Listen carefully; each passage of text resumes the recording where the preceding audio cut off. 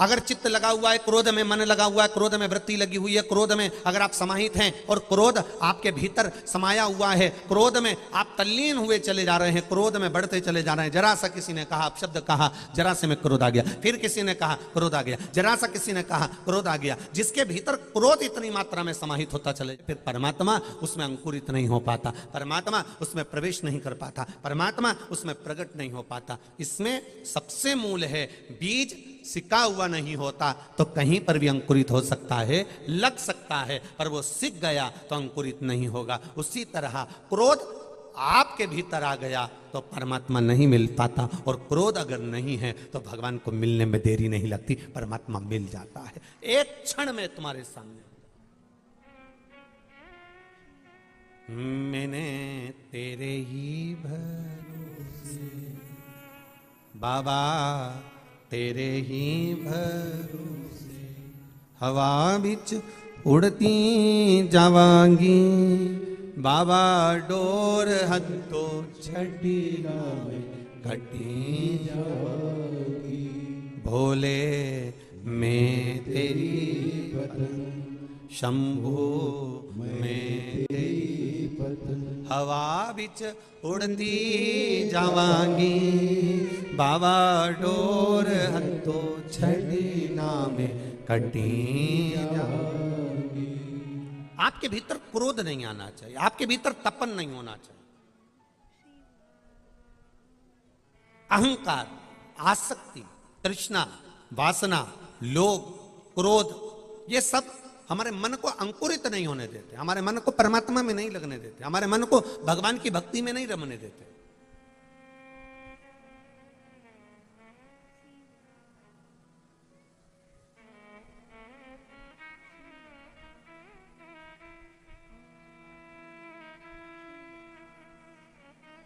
जब हमारे भीतर भगवान की अविरल भक्ति बढ़ती चली जाती है तो हृदय अपने आप शीतल होता चले जाता, हृदय अपने आप शीतलता का अनुभव करने लगता।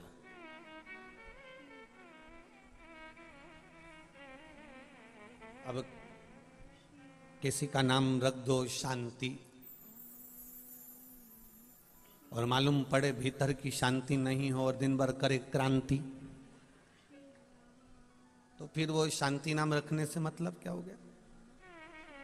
भीतर की निर्मलता लेकर आइए, भीतर की शुद्धता लेकर आइए, और जब भीतर की शुद्धता आएगी, भीतर की निर्मलता आएगी, जैसे कई बार हम कथा में कहते हैं कि शिव जी को जल चढ़ाओ पर छल से मत चढ़ाओ। छल से मतलब, मैं तो रोज भगवान के मंदिर में पोछा लगाती हूं, मेरे बराबर कोई भजन नहीं कर सकता, मैं तो इतनी जोरदार ढोलक बजाती, इतनी जोरदार ढोलक बजाती कि हमारे बराबर कहीं की ढोलक नहीं बजा सकती।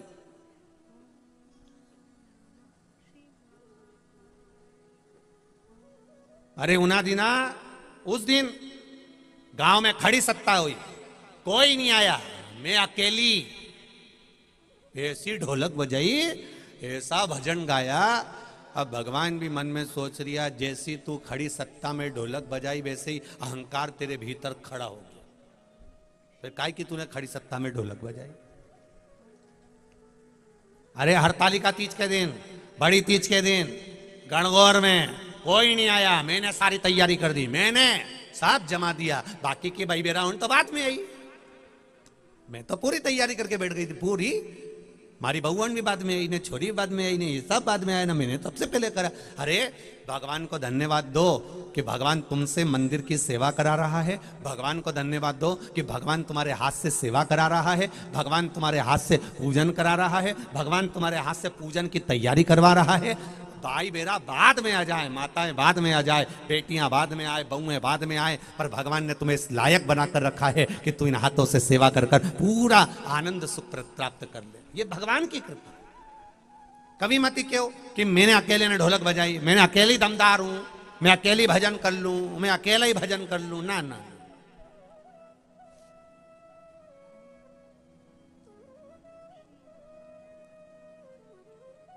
कभी मत क्यों कि अकेला, ना ना, मैं आदरणीय कैलाश भैया जी से भी कहूंगा, 7 दिन शिव महापुराण की कथा चलेगी, 7 दिन में एक बार भी मुख से मत कहना कि यह कथा मैंने कराई, आप कहना यह महादेव ने कराई है, उसके सिवा कोई नहीं करा सकता।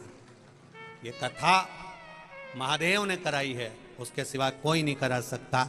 अब महादेव ने जो कथा कराई है तो पूरी 7 दिन की कथा में तुम्हें इतना महादेव मिलेगा, इतना महादेव मिलेगा। कहीं का तो बिल्कुल रुद्र अवतार मिलेगा, तो कहीं एकदम गंगा सिर पे धर मिलेगा, और कहीं डमरू बजाता मिलेगा, तो कहीं त्रिशूल घुमाता मिलेगा। इतना महादेव मिलेगा पूरी कथा में। कोई तुम पर क्रोध भी करेगा, कोई अपशब्द भी कहेगा, कोई ताने भी देगा, कोई कुछ कह भी देगा, उस समय पर तुम्हें कैलाश पर्वत की तरह एकदम मौन रहना है। शंकर जी बोलते हैं और कैलाश पर्वत चुप रहता है। बस वो आनंद के साथ 7 दिन की शिव महापुराण की कथा होना चाहिए। उस आनंद के साथ मौनता रही, आनंद।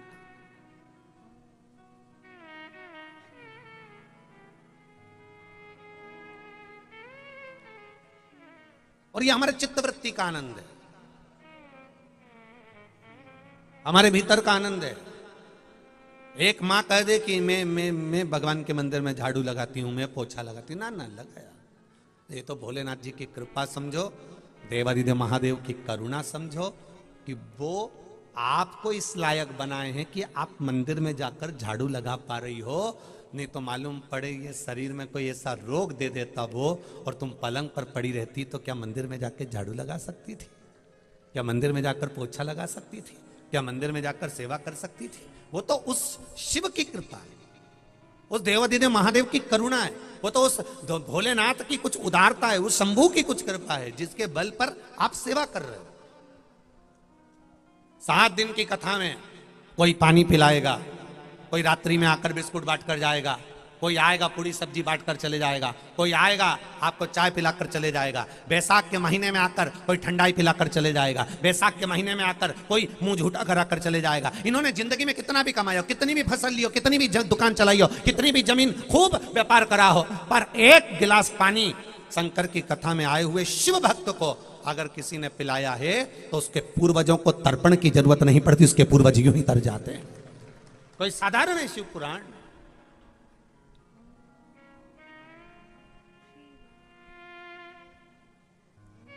करो भक्ति शिव की। खाली ना जाता कोई, बोलो बोलो, तुम लोगों को तो अब याद हो जाना चाहिए। खाली ना जाता कोई, ए दीनानाथ तू चुप हो जा। जीजियों तुम गाओ रही हो, और जीजाओं तुम भी गुनगुनाओ, बड़े प्रेम से बोलो। खाली ना जाता कोई, मैं भी खड़ी हूं नन्ही बाहें पसार, मैं भी खड़ा हूं नन्ही बाहें पसार, अपने हृदय से लगा लो, गिरा जा रहा हूं, उठा लो प्रभु अपने दर से, अब तो न टालो, गिरी जा रही हूं, उठा लो।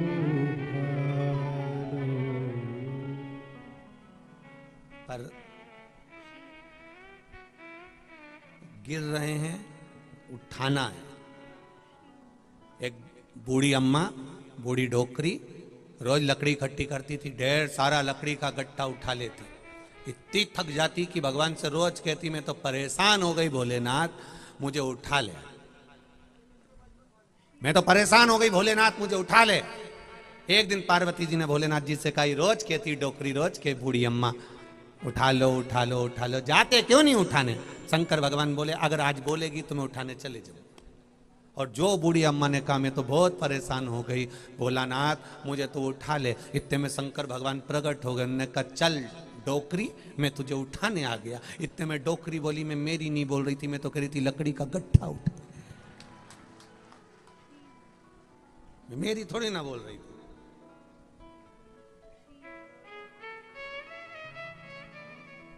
मैं तो लकड़ी के गट्ठे के लिए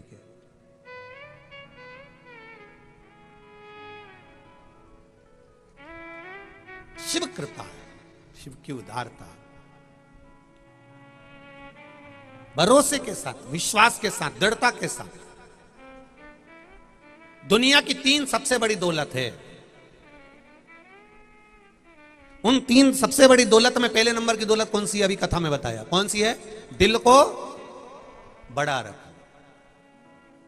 दुनिया की दूसरे नंबर की दौलत है अपने मन, बुद्धि, चित्त को जम के बोलो जरा, ठंडा रखना। ये दुनिया की सबसे बड़ी दौलत है। जरा सा क्रोध आता है, मन ठंडा नहीं रहता, बुद्धि ठंडी नहीं रहती। जरा सा क्रोध आया और सब करे धरे पर पानी फेर दिया। इतनी सी देर का क्रोध, बहुत क्षण मात्र। कितनी देर का गुस्सा? जरा सी देर। बस लड़ाई हुई, झगड़ा हुआ, गुस्सा आया, अंदर गया, चक्कू उठा कर ले आया, तलवार उठा के ले आया, बंदूक उठा के ले आया, और 1 मिनट का गुस्सा था, डंडा उठा के लाया, पत्थर उठा के लाया और जो दिया सिर में। सामने वाला तो धराशायी हो गया, गिर गया, मर गया, पड़ गया। पर 1 मिनट के क्रोध ने बस वो चक्कू उसको लगा, डंडा उसको लगा, पत्थर उसको लगा, जरा सी उसको चोट लगी और अदालत में बात गई, थाने में रिपोर्ट गई। 4, 5, 15, 20 दिन, 1 महीना, 2 महीना तो तुम थाने में ही बंद रही है। और मालूम पड़ा उसके बाद केस चलता रहा, अदालत में केस चलता रहा। चलते चलते केस को 2 साल हो गए, 3 साल हो गए, 4 साल हो गए, 5 साल हो गए, 10 साल हो गए। तब निर्णय निकला कि इसको सजा दी जाती है 5 साल की, 8 साल की, 10 साल की। जरा विचार करना, क्रोध आया था 10 मिनट का, क्रोध आया था 10 सेकंड का, क्रोध आया था 10 मिनट का। मिनट के क्रोध को अगर कंट्रोल कर लेते, 10 मिनट के क्रोध को संयम में कर लेते। पर इतना गुस्सा आया, मैं इस भाई को मार दूंगा, मैं भाभी को मार दूंगा, मैं इसको मार दूंगा, ने देवरानी बुरी, ने जेठानी बुरी, ने सास बुरी, ने ससुर बुरा, ने ये पड़ोसी बुरा, ने ये रिश्तेदार बुरा। इनने डंडा उठाया। 10 मिनट का क्रोध था, मात्र 10 मिनट का। और 10 मिनट के क्रोध में डंडा, पत्थर, तलवार, बंदूक जो चली, वो 10 मिनट का क्रोध समाप्त हो गया। और 10 साल उस 10 मिनट के क्रोध की सजा को थाने में पड़े पड़े भुगतना पड़ा। 10 मिनट का क्रोध था, मात्र 10 मिनट। शिव पुराण कहती है वो 10 मिनट का जो क्रोध आया था, उस क्रोध में तुमको ऐसा क्रोध आना चाहिए, अगर क्रोध भी आए तो ऐसा आना चाहिए, जैसे ही 10 मिनट का क्रोध आए उस बीच में तुमको ऐसा क्रोध आए कि तुम घर छोड़कर मंदिर में जाकर बैठ जाओ, तो समझ लो तुम्हारा क्रोध सक्सेस हो गया, सफल हो गया। तो समझो कि तुम्हारा क्रोध सफल हो गया। वो 10 मिनट का क्रोध आता है, 10 सेकंड का क्रोध आता है, उसमें इतना गुस्सा आ गया, डंडा ने, पत्थर ने, बंदूक ने, तलवार ने, चाकू ने, गाली ने, गलोच सब हो गया। वो 10 मिनट के क्रोध में मालूम पड़े 10 साल थाने के चक्कर काटना पड़े, 10 साल अदालत के चक्कर काटना पड़े, 10 साल पड़े रहना पड़े। ऐसा क्रोध किसी काम का नहीं है। शिव पुराण कहती है 3 दौलत में दूसरे नंबर की दौलत है मन को, बुद्धि को, चित्त को, हृदय को ठंडा रखिए। गुस्सा आए तो घर छोड़कर शिव महापुराण की कथा में देपालपुर जाके बैठ जाओ। क्रोध आए, घर में अगर लड़ाई हो तो कह दो, ये संभालो तुम्हारा घर। 10 मिनट का गुस्सा है, मुंह से मत बोलना, डंडे मत चलाना, पत्थर मत चलाना, गाली मत देना, बंदूक मत चलाना, हाथ पैर मत चलाना। 10 मिनट का क्रोध आए तब कह देना, मैं जा रही 24 अवतार मंदिर में जाके बैठ जाऊंगी, मैं जाऊं राम मंदिर में जाके बैठ जाऊंगी, मैं जा रही, मैं तो भगवान के मंदिर में बैठ जा रही। तुमसे कौन मुंडा मिला है, कौन लड़े तुमसे, और बस गुस्से में लाल हुई के ने छोटी मोटी बांध बुता के और तुरंत मंदिर के अंदर शंकर जी के मंदिर में जाके नहीं 1 लोटा पानी तो भी तुम शंकर जी के सामने बैठी बैठी श्री शिवाय। अच्छा गुस्सा भी आए तो वहीं अपनी साड़ी पे गुस्सा निकाल लो, श्री शिवाय नमस्ते।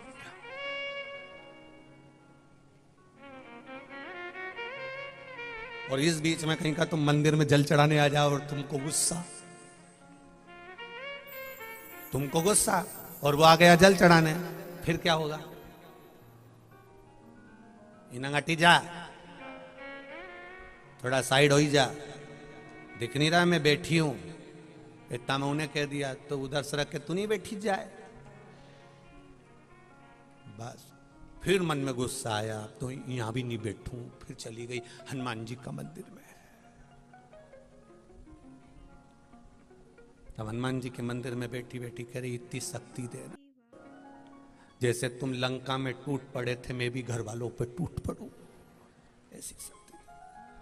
हनुमान जी भी बोले रेंदे रियो देपालपुर वाली, रेंदे कहां जाए, कहां जाए। अरे अगर भजन भोले बाबा का करते रहोगे तो संसार सागर से करते रहोगे। क्रोध पर संयम हो तुम्हारे।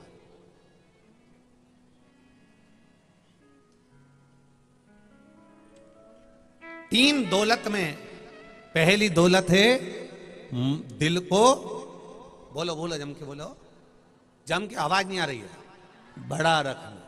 दूसरे नंबर की दौलत है मन को, बुद्धि को, चित्त को ठंडा रखना।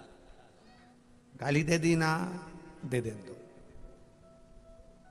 गाली देने वाला व्यक्ति सोचे कि मैंने एक गाली दे दी ने मैं सवा शेर हो गया, कुछ नहीं हुआ। वाह भगवान कृष्ण की सभा में कितनी गाली बकी थी वह बुआ जी के छोरे ने। भगवान कृष्ण की सग्गी बुआ का छोरा, क्या नाम था, शिशुपाल, सग्गी बुआ का छोरा। गाली कोई दूसरा नहीं देगा तुमको, गाली कोई दूसरा व्यक्ति नहीं देगा तुमको, अपशब्द कोई दूसरा व्यक्ति नहीं कहेगा तुमको। जब तुम्हें बढ़ता हुआ देखा जाएगा तब तुम्हें गाली दी जाएगी। जब तुम आगे बढ़ते जाओगे, उन्नति की सीढ़ी पर चढ़ते जाओगे। अभी तुम्हारे पास में मात्र 1 बीघा जमीन थी, धीरे धीरे खरीदते खरीदते 2.5 बीघा हो गई, 2 बीघा हो गई, 3 बीघा हो गई। बस अब तैयारी कर लेना, जैसे जमीन बढ़ी है वैसे गाली पड़ेगी। पहले एक गाड़ी थी, केवल साइकिल, मोटरसाइकिल आ गई, 4 व्हीलर गाड़ी आ गई, ट्रैक्टर आ गया। तैयारी कर लेना, जैसे गाड़ी बढ़ी है वैसे गाली बढ़ेगी। पहले एक छोटा सा कमरा था, घास का, कबेलू का, झोपड़ा, उसी में रहते थे। धीरे धीरे 2 कमरा हो गया, 2 कमरे से पक्का मकान बन गया, लेंटर का मकान, छत का मकान, बिल्डिंग बन गई, 3 मंजिल का कमरा बढ़ गया। जैसे जैसे कमरे बढ़े वैसे वैसे ध्यान रख लेना कि गाली बढ़ेगी। पहले तुम्हें कोई नहीं जानता था, कोई नहीं। तुम्हारा नाम धीरे धीरे धीरे धीरे आगे बढ़ा है। नाम अगर आगे बढ़ा है तो तैयारी कर लेना कि गाली पड़ेगी। जब हमारा शास्त्र ही कह रहा है कि धीरे धीरे वो कहे ऊंच निवास नीच कर तूती देख न सकही पराई विभूति, ये रामचरितमानस कहती है ऊंच निवास नीच देख न सकही पराई विभूति। दुनिया की विभूति आपको आगे बढ़ते हुए, आपको अग्रण्य होते हुए, आपको तरक्की करते हुए जो जो देखेगा वो आपको गालियां देगा, अपशब्द कहेगा, ताने देगा, आड़ी टेढ़ी बातें करेगा, आपके लिए निंदा करेगा, आपके लिए अपशब्द बोलेगा, आपके लिए आड़ा टेढ़ा कहना चालू कर देगा। तो क्या करें? भगवान कृष्ण की कथा कर रही है, सग्गी बुआ का लड़का शिशुपाल गाली पर गाली दे रहा है, खूब गालियां दे रहा है। भगवान मुस्कुरा रहे हैं। शिशुपाल को और बुरा लग गया। उसने कहा बताओ मैं गाली दे रहा हूं जो हंस रहा है। एक बार तुम भी प्रैक्टिकल कर कर देखना, जो तुम्हारा किसी से झगड़ा हो जाए और वो तुमको गाली दे, अपशब्द कहे, एक बार प्रैक्टिकल करके देखना कि सीवर वाला महाराज सही बोला कि गलत बोला। वो तुम्हें गाली दे और तुम एकदम जोरदार सिर पे पल्लू मल्लू लेके और खूब उसके सामने मुस्कुराओ, खूब मुस्कुराओ, खूब जोरदार। फिर क्या होगा? होगा क्या? वो गाली दे और तुम तेरा तुझको क्या लागे, तन मन धन सब हे प्रभु सब तेरा। वो गाली दे रहा है, आप भजन गाओ। वो गाली दे रहा है, आप मुस्कुरा। वो अपशब्द कह रहा है, आप प्रसन्न रहो। हम तो केवल वही नहीं कहेंगे, हम ये तक कहेंगे सांस भी अगर गाली दे रही है तो बहु से निवेदन है, पलट कर एक शब्द मत बोल, एक शब्द पलट कर मत बोल। बस वो गाली दे तो अंदर जा, खूब प्रेम से डेंटिंग पेंटिंग करके ने डोकरी आड़ी तड़ी बोले और तू के सामने बेहतरीन जोरदार मोबाइल पे गाना लगा के, मैं तो चली वृंदावन राणा मेरे तो भाग जगे, राणा जी तेरे मेलों में आग लगे। बस और खूब प्रेम से प्रसन्न थे, वो बूढ़ी माँ गाली दे और तू उसके सामने प्रसन्न से बस मुस्कुरा कर चली जा। कितनी देर देगी, कितना देर अपशब्द कहेगी, कितना ताना देगी, कितनी देर बोलेगी। बोलते बोलते तो ये रेडुआ भी अपना सिग्नल भूल जाता है, तो ये अपना सिग्नल नहीं भूलेगी। तू बस वो गाली दे तो प्रसन्न रहे, सामने वाला अपशब्द कहे तो प्रसन्न रहे। तुम जैसे जैसे आगे बढ़ोगे, ट्रैक्टर, ट्राली, गाड़ी, मशीन, मोटर, जमीन, जायदाद, मकान, सत्ता, जैसे जैसे बढ़ेगा वैसे वैसे तुमको अपशब्द, तुमको गालियां, तुमको ताने मिलना प्रारंभ हो जाते हैं। केवल ये सत्ता से ही मतलब नहीं होता, नौकरी में भी अगर प्रमोशन मिलता चले जाता है, पहले के साधारण सी वो थी, फिर 1 स्टार आया, फिर 2 स्टार आया, फिर 3 स्टार आया, फिर शेर लग गए। जैसे जैसे तुम पद पर ऊपर उड़ते चले जाओगे वैसे वैसे तुम्हारे भी विरोधी, अपशब्द कहने वाले, गाली देने वाले, ताना देने वाले, आड़े तेड़े कहने वाले, तुम्हारे भी प्रतिष्ठा से ईर्ष्या रखने वाले बढ़ते चले जाएंगे। पहले साधारण सी तनख्वाह मिलती थी, प्राइवेट नौकरी 10,000 20,000, वही नौकरी में तुम्हारे को तनख्वाह मिलने लगी 50,000, वही नौकरी में तनख्वाह मिलने लगी 1.5 लाख। धीरे धीरे ईर्ष्यालु बढ़ने लगेंगे, गालियां मिलने लगेगी, अपशब्द मिलने लगेगा। तरक्की जहां होती है, प्रशंसा जहां होती है, आपकी आनंदता जहां बढ़ती है, वहां पर तुम्हें अपशब्द मिलेगा ही।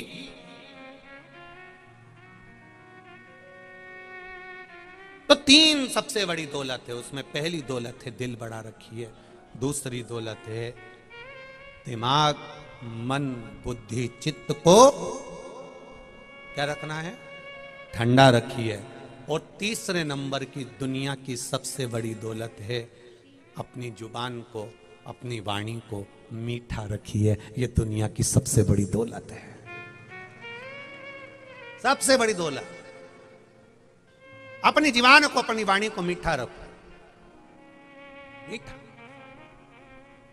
कहीं कहीं का व्यक्ति बोलता है तो इतना मीठा बोले, साहब हमारा तो मन हर लिया, इतना जोरदार बोले। और कहीं कहीं का व्यक्ति बोले तो ऐसा बोले कि मुंडा से मेंढक झड़े।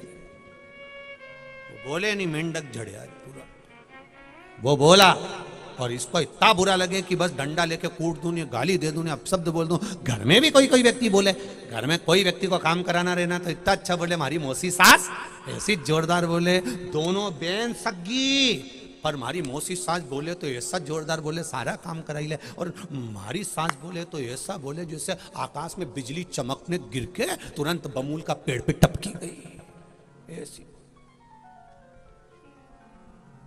प्रेम की भाषा जहां हो, स्नेह की भाषा जहां हो, आनंद की भाषा जहां हो, करुणता की भाषा जहां होगी, मीठी भाषा जहां होगी, उधर आनंद की अनुभूति,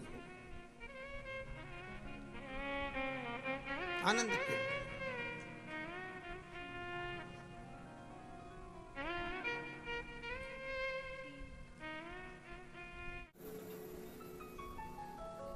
दुनिया की 3 सबसे बड़ी दौलत है, पहला दिल बड़ा रखिए, दूसरा दिमाग मन ठंडा रखिए, और दुनिया की तीसरे नंबर की दौलत है अपनी वाणी, अपनी जिह्वा मीठी रखिए।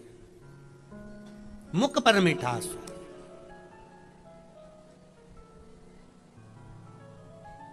जितनी वाणी मीठी रख सकते हो रखो, जितना मीठा बोल सकते हो उतना बोलो, जितनी श्रेष्ठता की वाणी कह सकते हो उतनी कहो।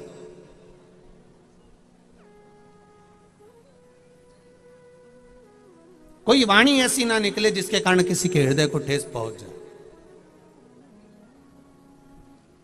83,99,999 योनि निकलने के बाद यह मनुष्य की देह मिलती है। कितनी योनियां निकल गई? 83,99,999 योनि समाप्त होने के बाद मानव की देह, ये 84,00,000वें नंबर की योनि है। अब सोचो इससे पहले कितनी योनियां निकल गई, कीड़ा बन गए, छिपकली बन गए, माथा का जुआ बन गए।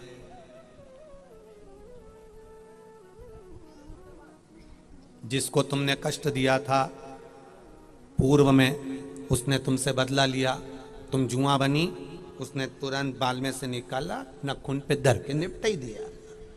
1 मिनट में, क्षण भर में निकला। विचार करो जरा, खटमल बन गए, खटिया में भरे रहे, किसी ने यूं घासलेट का तेल डाला, झिंगूर बन गए, इल्ली बन गए, जलचर बन गए, थलचर बन गए, वायुचर बन गए, कितनी योनियां निकल गई। 83,99,999 योनि समाप्त करने के बाद में ये 84 लाख योनि का नंबर जो आया है, ये मनुष्य योनि का नंबर आया। और मालूम पड़े इसको भी यूं ही गंवा दिया। बस मालूम पड़े खाया पिया सोए, खाया पिया सोए, खाया पिया सोए। थोड़ी देर खेत चले गए, थोड़ी देर दुकान चले गए, थोड़ी देर नौकरी पर चले गए, कमाए लाए, घर में दिया। मालूम पड़े एक बार जिंदगी में मुख से भगवान का नाम नहीं ले पाए, भगवान के द्वार नहीं जा पाए, 1 मिनट समय महादेव के लिए नहीं निकाल सके, 1 लोटा जल शिव को समर्पित नहीं कर सके, जीवन नष्ट हो गया।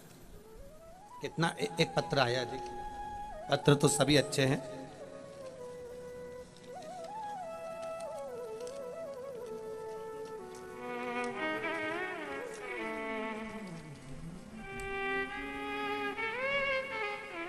मैं पूजा पवार, राकेश पवार, पता है महितपुर रोड, नागदा जंक्शन, जिला उज्जैन से आई हूं। कहीं बैठी हो तो हाथ हिलाइएगा। आप ही हैं? दोनों हाथ हिला दो एक बार ऐसा, दोनों हाथ हिला दो। मैं पूजा पवार, राकेश पवार, पता महितपुर रोड, नागदा जंक्शन, जिला उज्जैन। मेरी 2 पुत्री हैं गुरुजी। बड़ी बेटी 13 साल की हो गई, छोटी बेटी 11 साल की हो गई। 11 साल की बेटी होने के बाद संतान का सुख नहीं था। डॉक्टरों ने मना कर दिया था कि अब कोई चांस नहीं और आपके यहां कोई संतान का सुख नहीं। लोगों के ताने सुनने को मिलते थे, बेटियां हुई हैं, बेटा नहीं। ये लोगों की सोच गलत है। आज के जमाने में बेटी बेटा एक बराबर होता है, ये शिव पुराण की कथा कहती है। फिर भी लोग कहते हैं गुरुदेव पुत्र नहीं, पुत्र नहीं। बड़ी बेटी 13 साल की हो गई, छोटी 11 साल की हो गई, इसके बाद में कोई संतान नहीं। डॉक्टरों ने भी मना कर दिया। हमने प्रयास भी करा पर संतान नहीं हुई, कोई दवाई से भी कोई संतान का सुख नहीं हुआ। टीवी पर कथा सुन रहे थे, आपने एक पशुपति व्रत के बारे में बता दिया। बस एक ही पशुपति व्रत करा और तीसरे सोमवार का दिन था।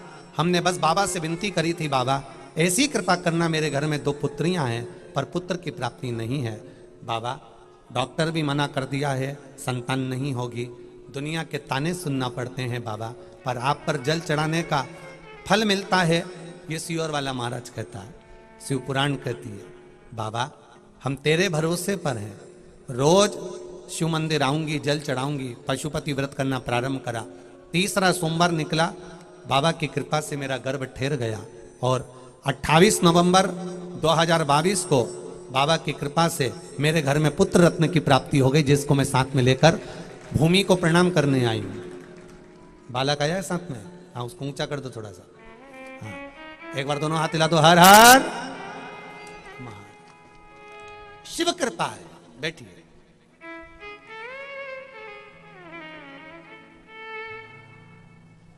बिना शिव की कृपा के कुछ नहीं।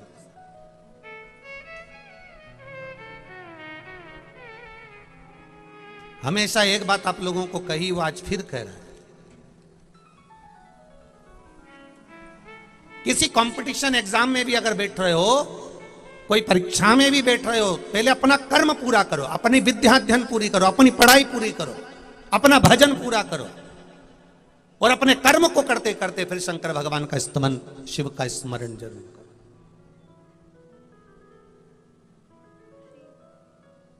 अपने कर्म से वंचित ना रहो। डॉक्टर को भी दिखाया, सब करा, अपना कर्म करते रहे, करते रहो, करते रहो। पर साथ में जैसे एक विद्या अध्ययन करने वाला बच्चा विद्या अध्ययन करे, खूब पढ़े, दिन रात पढ़े, अपनी पूरी पढ़ाई करे और पढ़ाई के साथ में शिव जी पर विश्वास भी पूरा करे, भरोसा पूरा रखे। पढ़ाई करो, विद्याध्ययन करो, दिन रात करो, अच्छी मेहनत करो और मेहनत के साथ में शंकर भगवान पर भरोसा रखो। जैसे तुम्हें तैरना नहीं आता, नाव में बैठ गए, चल रही है, अब तुम्हें क्या मालूम कि यह नाव चलाने वाला सही है कि नहीं है? तुमने तो विश्वास करा कि नहीं करा नाव वाले पर? बोलो बोलो, जम के बोलो जरा, करा कि नहीं करा? तुम जा रहे हो बद्री विशाल, केदारनाथ, त्रिजुगी नारायण, गंगोत्री, यमुनोत्री, अब तुम्हें मालूम है कि ये ड्राइवर तुमको लेकर जा रहा है, जो बस चलाने वाला लेकर जा रहा है, जो गाड़ी चलाने वाला तुमको लेकर जा रहा है, तुमने उसका ड्राइविंग लाइसेंस देखा क्या? बोलो बोलो, जम के बोलो, देखा क्या? जो तुम्हें नर्मदा परिक्रमा कराने ले जा रहा है, नर्मदा स्नान कराने ले जा रहा है, जो तुम्हें कहीं लेकर जा रहा है, उसका तुमने ड्राइविंग लाइसेंस देखा? या किसी ने ये देखा कि ये बद्रीनाथ की पहाड़ी पर सही चलेगा कि नहीं चलेगा, इसने गाड़ी पहले चलाई कि नहीं चलाई, ये लेकर पहले गया कि नहीं गया? परंतु हमने भगवान के भरोसे अपने कर्म की प्रधानता को मानते हुए उस पर विश्वास किया, धीरे धीरे उसने जो कर्म करा था वो हमको दिखाया और बद्रीनाथ तक ले जाकर छोड़ दिया। हम भी अपना कर्म करें, वो हमें अपनी शरणारविंद तक ले जाकर छोड़ता है।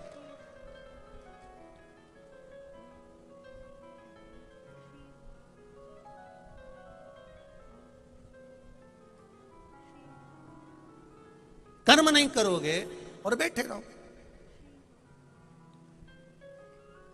मैं दुकान भी नहीं खोलूं, मैं खेती भी नहीं करूं, मैं ट्रैक्टर भी नहीं चलाऊं, मैं गाय को कहीं किसी रूप में बांधने में ना जाऊं और मेरा भरण पोषण हो जाए, ना ना भाई, कर्म करना पड़ेगा, मेहनत करना पड़ेगी।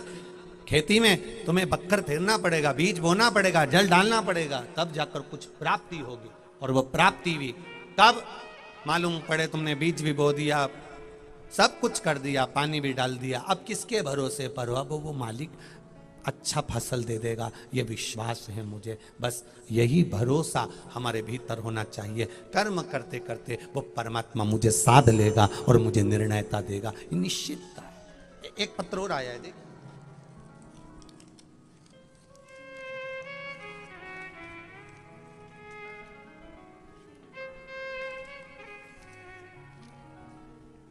श्रीमती सुनीता विनोद व्यास, बाहुबली नगर, गांधीनगर, इंदौर। कहीं बैठे हो तो हाथ हिलाइएगा। आप ही हैं? दोनों हाथ हिला दो एक बार, ऐसे हिला दीजिए। श्री शिवाय नमस्तुभ्यम। श्रीमती सुनीता विनोद व्यास, बाहुबली नगर, गांधीनगर, इंदौर। मेरा मोबाइल नंबर ये है। जो लोग पत्र पढ़ते हैं वो एलईडी पर, आस्था चैनल पर भी ये पत्र पूरा चलता है, आप उसको भी पढ़ सकते हैं। मेरी एक बेटी है, उसका एक बेटा है, दर्शन शर्मा। उसे कुछ दिन पहले टाइफाइड हुआ था और वह बहुत ज़्यादा बिगड़ गया था। गुरुदेव 1 अप्रैल 2023 को शाम को अचानक से उसको झटके आ गए और वह बेहोश हो गया। सब बहुत घबरा गए। बाबा उसे इंदौर के फेमस यूनिक अस्पताल लेकर गए। वहाँ आईसीयू में उसे रख दिया गया। उसी रात को डॉक्टर ने जब उसकी चेकअप करी, जांचें सब निकल कर जब आईं, तब उसको कहा गया ये बहुत गंभीर अवस्था में है, बच्चा 99% तक खत्म हो चुका है। 1% अगर कहीं का चांस बचा हो तो बचा हो, 99% तक ये बच्चा खत्म हो गया है। इसकी रात निकल जाए बहुत बड़ी बात है। अब तो कोई प्रभु कृपा ही डॉक्टर कहे हो सके तो ये बच्चा बच सके। बाबा रात भर केवल श्री शिवाय नमस्तुभ्यम जपते रहे हमारा पूरा घर। उसके सिर के पास बाबा शिवजी पर चढ़ा हुआ एक बेलपत्र मंगवा कर रख दिया। सीहोर का रुद्राक्ष परिवार में किसी के पास था, उसको लाकर पानी में गलाकर शिवजी को तुरंत चढ़ाया। आप कहते हो गुरुजी रात भर गड़ा जो जल रुद्राक्ष का गला हुआ रहता है वो शिवजी को चढ़ा कर देना चाहिए, पर हमारे पास इतना समय नहीं था क्योंकि केवल 8 घंटे बचे थे उस बच्चे के लिए, क्योंकि दूसरे दिन डॉक्टर ने कह दिया था 99% जा चुका है, 1% बचा। बस हमने रुद्राक्ष को पानी में डाला, तुरंत शिवजी को चढ़वाया। वो पानी उसके होठों पर लगाया, शरीर पर लगाया और रात भर श्री शिवाय नमस्तुभ्यम, कोई ओम नमः शिवाय, कोई नमः शिवाय, कोई महामृत्युंजय जपता रहा। बाबा की कृपा देखिए, दूसरे दिन डॉक्टर जांच करने के लिए आए और फिर उसकी जांचें प्रारंभ हुई।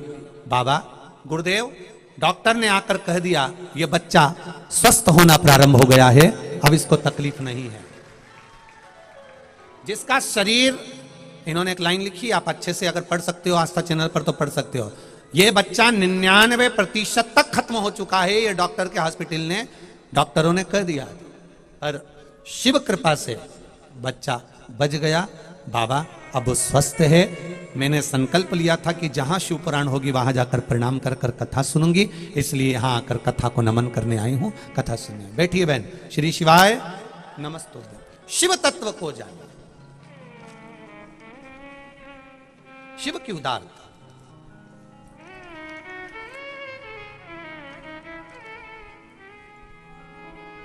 तेरी कृपा बिना न हिले, सब बोलो, एक भी लेते हैं श्वास तेरी कृपा से तनु तनु। बखान क्या करूं मैं राखों के ढेर का, चपटी भभूत में खजाना कुबेर का। आपका किया गया भजन, आपका किया गया मंत्र जाप, आपका किया गया स्मरण भक्ति का बल प्रदान करता है।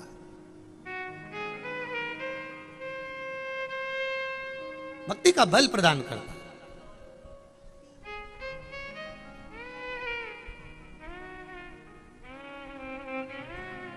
आपकी दृढ़ता, आपका भरोसा, आपका विश्वास। डॉक्टर अपना कर्म करे, आप अपना कर्म करिए।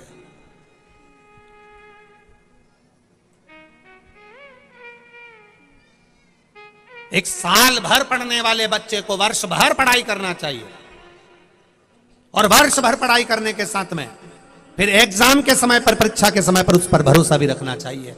लिखते समय हमारी पढ़ाई जो हमने करी है वो हमारे सम्मुख में आए, हमारे सम्मुख में।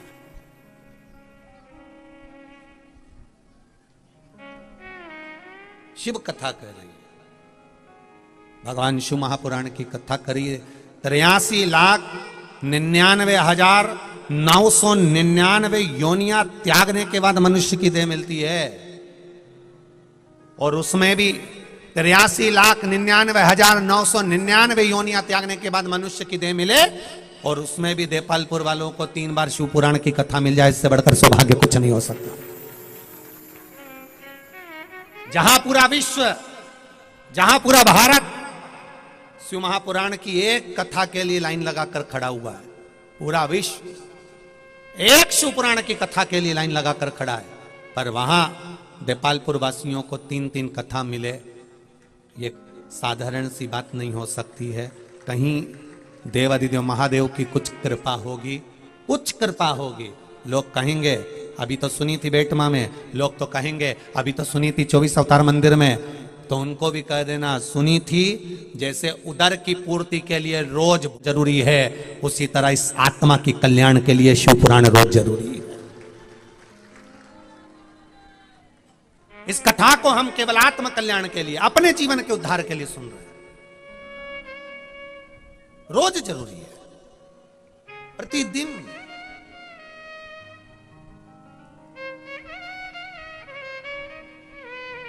क्या करोगे कथा में जाकर?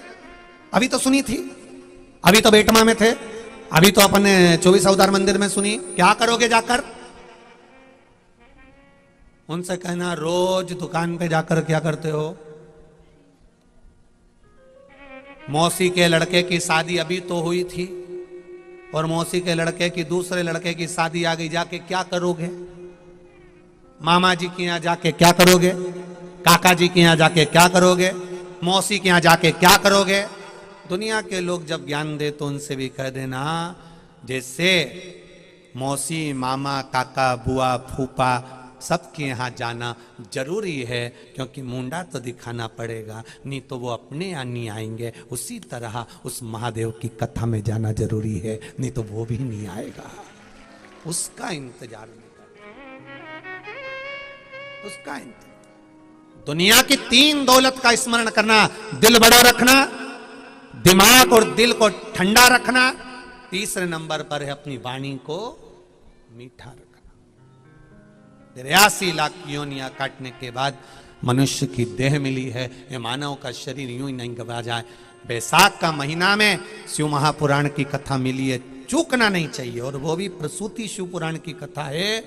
जो नारियों के 30 साल, 35 साल, 32 साल, 28 साल गर्भ ना ठहरा हो, संतान ना हुई हो, मैं उनसे भी निवेदन करूंगा इस कथा को दिल से सुनना, और बाबा चाहेगा तो देगा, निश्चित है, प्रदान करेगा। दिल से सुन, कोई कहे अपशब्द कहने दो। आग लगे बस्ती में, जम के जरा बोला अपन रहो मस्ती में। बोल बम का नारा है, बाबा एक सहारा है। लोग कहेंगे धूप बहुत तेज है, लोग कहेंगे वहां पर ये व्यवस्था नहीं है, लोग कहेंगे वहां पर वो व्यवस्था नहीं है, तो कह देना ऊपर भी व्यवस्था देखोगे क्या?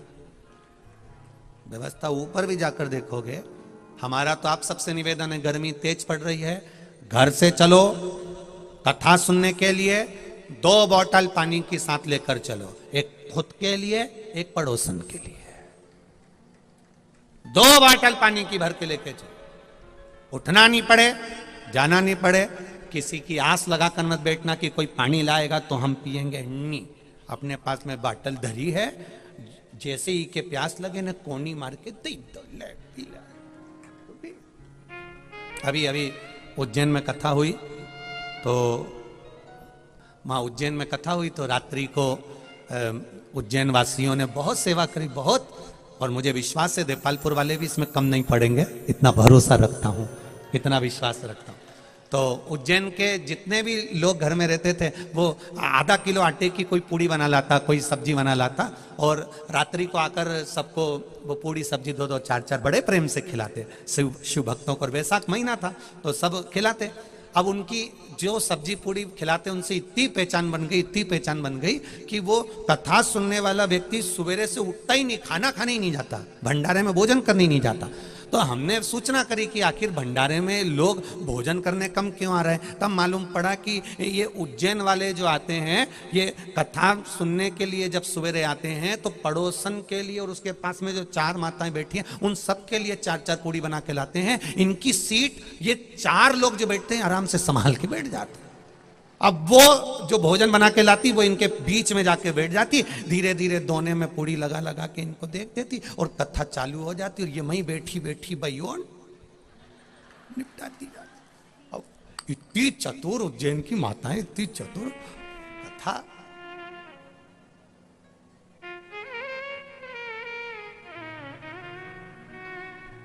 भक्ति वाली है, विश्वास, दृढ़ता, भरोसा। और भोलेनाथ दया करना, मैं तेरे भरोसे हूँ, मेरे बाबा दया करना, मैं तेरे भरोसे हूँ। बोल बम का नारा है, आवाज नहीं आई है, दमदारी से बोलो, बोल बम का नारा है। बाबा एक सहारा है, हम उसके भरोसे पर जी, हम उसके विश्वास पर जी, हम उसकी दृढ़ता पर जी। आएगा, वो कृपा करने जरूर आएगा। एक बस भरी हुई निकल जाए तो क्या हुआ, दूसरी बस में जगह मिल जाएगी, विश्वास रखना। दूसरी बस भी भरी हुई निकल जाए तो चिंता मत करना, तीसरी बस में जगह मिल जाएगी। तीसरी बस अगर भरी हुई निकल गई तो चिंता मत करना, चौथी बस में जगह मिल जाएगी। और चौथी बस भी अगर भरी हुई मिल जाए तो चिंता मत करना, महादेव किसी ना किसी को तो गाड़ी लेकर भेज ही देगा और पार लगाई निश्चित। और तुम समझ, ये देपालपुर के लोग हल्के पुल्के नहीं, सब समझदार हैं, सब पूरा देपालपुर पटेलों से भरा पड़ा है, सब समझदार हो, एक भी हल्का फुल्का नहीं हो रहे तुम दमदार। मां इंदौर की बॉर्डर क्रॉस करो नहीं, उसके बाद यहां सब पटेल चालू हो जाते हैं। बस बॉर्डर क्रॉस करो नहीं इंदौर की, उसके बाद सब, जितना तो पूरा इंदौर में माल नहीं उतना तो इधर क्षेत्र में भरिया पड़ा है। तो तुम हल्के फुल्के तो हो नहीं, देखो सीधी बात है, तुम बहुत चतुर हो और बहुत समझदार हो। और ये बात तुम अच्छे से जानते हो कि अगर रोड पर भी खड़े हो, रोड पर खड़े हो, एक गाड़ी निकल भी गई, दूसरी निकल भी गई, तीसरी निकल भी गई, अगर विश्वास पक्का है तो वो कोई ना कोई गाड़ी तुम्हारे सामने होगी। अगर विश्वास पक्का है तो महादेव तुम्हारे सामने होगा, ये निश्चित है। विश्वास पक्का रखिए, भरोसा निश्चित रखिए। आया समय, एक देवराज नामक का ब्राह्मण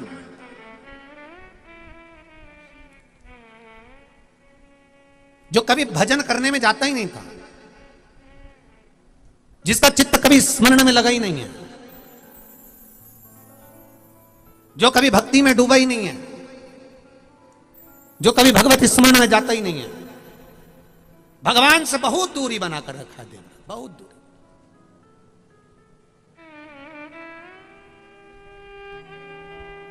आज के जमाने में नवयुवक बच्चों में, स्कूलों में तिलक हटा दिया, हाथ में बंधी हुई मोली खुलवा दी, चोटी रखकर चले गए तो उपहास किया गया, गले में माला नहीं पहनने दी, तुलसी रुद्राक्ष की। आज के जमाने में लोगों को, घर के बच्चों को, कुछ जगह कुछ लोग आपके घर के बच्चों को सनातन धर्म से दूर हटाने का प्रयास कर रहे हैं। क्या करोगे मंदिर जाकर? क्या करोगे कथा में जाकर? क्या शंकर जी को जल चढ़ाने से सब काम हो जाता है? पर शिव पुराण एक बात भी तो कहती है कि कर्म के साथ में जल चढ़ाइए, सब काम होगा। क्यों नहीं होगा? लोगों ने भटका दिया, सनातन धर्म को एक हटाने का प्रयास किया गया। कुछ नहीं होगा, कुछ नहीं होगा। शिव पुराण कहती है अकाल मृत्यु वो मरे जो काम करे चंडाल का, और काल उसका क्या बिगाड़े जो भक्त हो मां काल का। विश्वास अगर जागेगा, लोग कहते हैं क्या कलयुग में भगवान आता है? मीराबाई कलयुग की तो थी, जो जहर को अमृत कर दिया था। नामदेव जी कलयुग के तो थे, तुकाराम जी कलयुग के तो थे, रामकृष्ण परमहंस कलयुग के तो थे, कर्माबाई कलयुग की तो थी। कौन से ये सतयुग में थे? कौन से ये त्रेता में? कौन से ये द्वापर में? कलयुग में थे। कौन लोग कहते जबरदस्ती के लोग बेवकूफ बनाने में लगे हुए हैं, भगवान तो है ही नहीं, भगवान तो है ही नहीं। और जब माँ अस्पताल में पड़े रहे, वेंटिलेटर पर पड़े रहे, आईसीयू में पड़े रहे, फिर बड़ा रोग शरीर में हो गया और डॉक्टर ने कह दिया उसके भरोसे रहो, तब समझ में आया मैं जिंदगी भर भगवान की निंदा करता रहा, जिंदगी भर परमात्मा को कोसता रहा, जिंदगी भर कहता रहा कि भगवान नहीं, भगवान नहीं, भगवान नहीं। तब समझ में आया कि उसके सिवा अंत में कोई नहीं है, बस वही साथी है। तब समझ में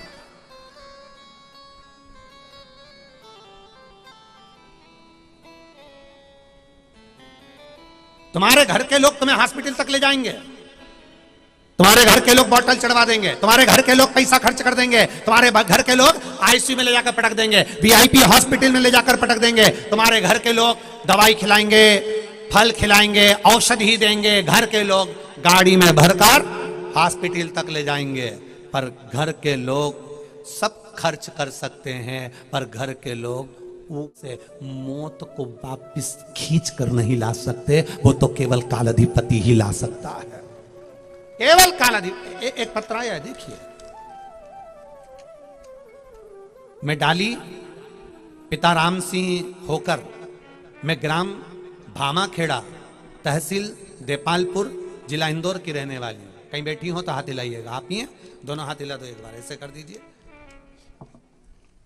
मैं डाली पिता राम सिंह होकर, मैं ग्राम भामाखेड़ा, तहसील देपालपुर, जिला इंदौर की रहने वाली हूँ।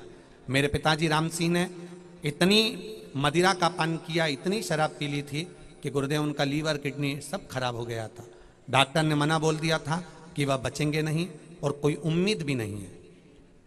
बाबा, पिता के सिवा दुनिया में दौलत कौन सी है? गुरुदेव, मेरे पिता ही मेरी दौलत है। भले वो मदिरा का पान किए, शरीर उनका काम करना बंद कर दिया, पर पिता तो पिता होता है ना गुरुदेव। कैसा भी है पर बाप तो बाप है। उसको पलंग पर मरता हुआ या सड़ता हुआ एक पुत्र या पुत्री नहीं देख सकते गुरुदेव। पिता के लिए डॉक्टर ने मना कर दिया था। मैंने भी भोलेनाथ पर विश्वास करा। आपकी कथा सुनती हूं ना गुरुदेव, तो एक लोटा जल चढ़ाना प्रारंभ करा। भोलेनाथ पर जल चढ़ाया, श्री शिवाय नमस्तुभ्यम का जाप किया।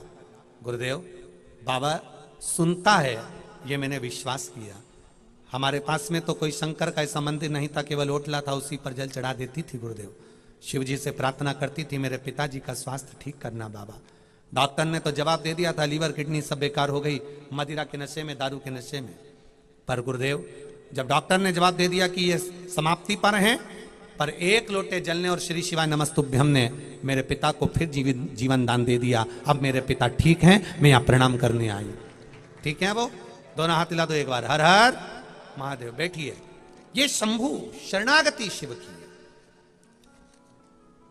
आप दवाई लगा सकते हो, आप डॉक्टर को दिखा सकते हो, अच्छा हॉस्पिटल चुन सकते हो, अच्छी टेबलेट दे सकते हो, फल फ्रूट मिठाई दे सकते हो, दुनिया का सारा ठाट आप व्यक्ति को दे सकते हो, और बाहर खड़े होकर केवल डॉक्टर से ये पूछ सकते हो कि तबीयत कैसी है, आराम लगा कि नहीं लगा, कितना % अंतर आया, क्या जांच कर रहे हो, क्या करना पड़ेगा, ये सब आप पूछ सकते हो।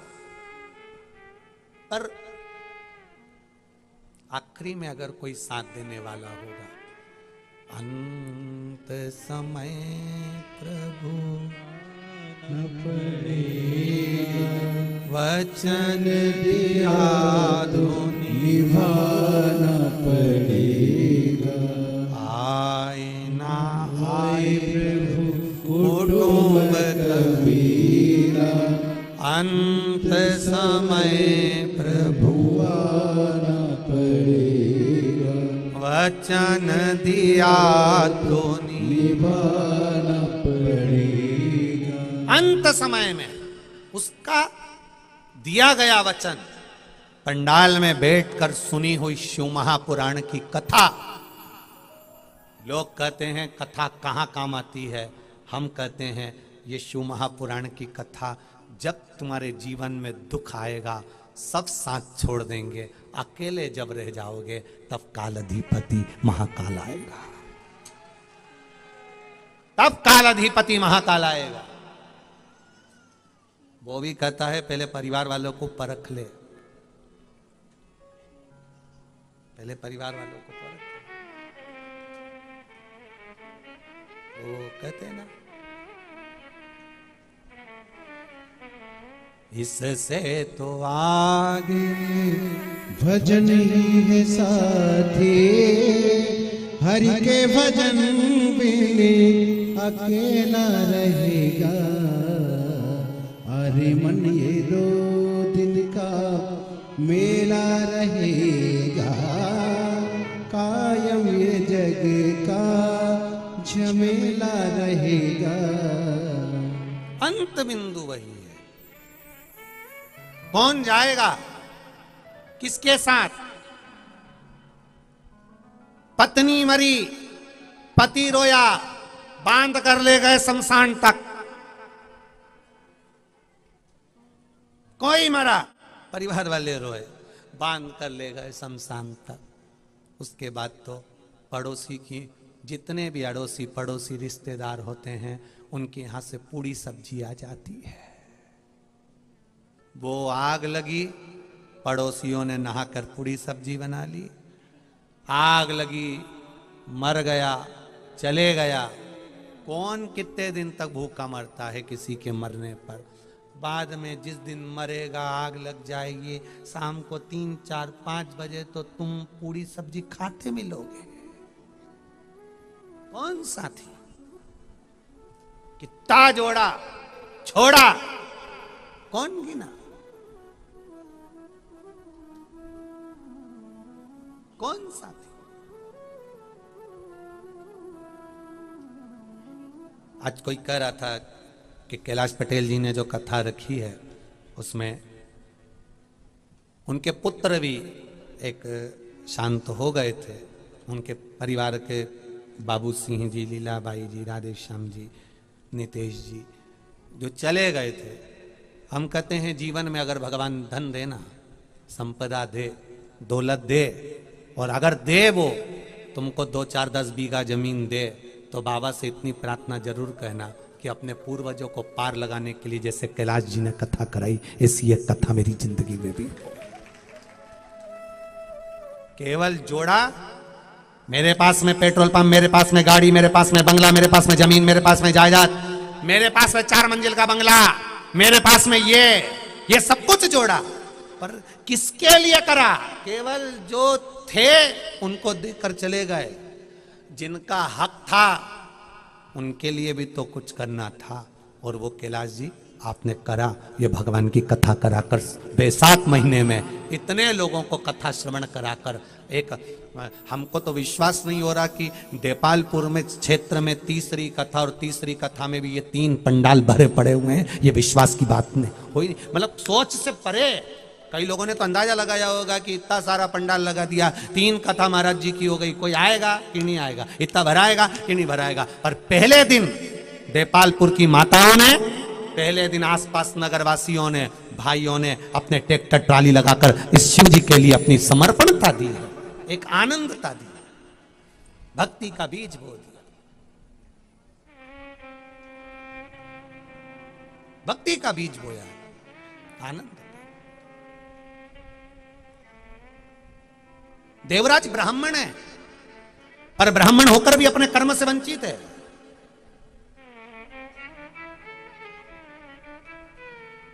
अपने भजन से वंचित। ब्राह्मण का कर्म है शास्त्र पढ़ना, शास्त्र सुनाना। वैश्य का कर्म है धन एकत्रित करना। क्षत्रिय का कर्म है रक्षा करना। शूद्र का कर्म है सेवा में लीन रहना। सब अपने अपने कर्म में लग जाओ। पर आज के समय में सब अपने कर्म से वंचित, सब वंचित।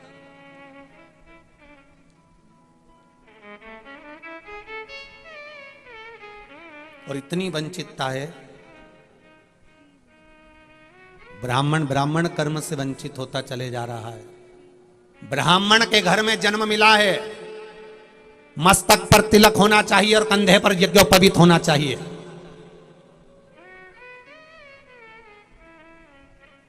ब्राह्मण कुल में जन्म मिला है, ज्यादा नहीं कर सकते तो एक समय गायत्री का जाप होना चाहिए, एक समय गायत्री करना चाहिए।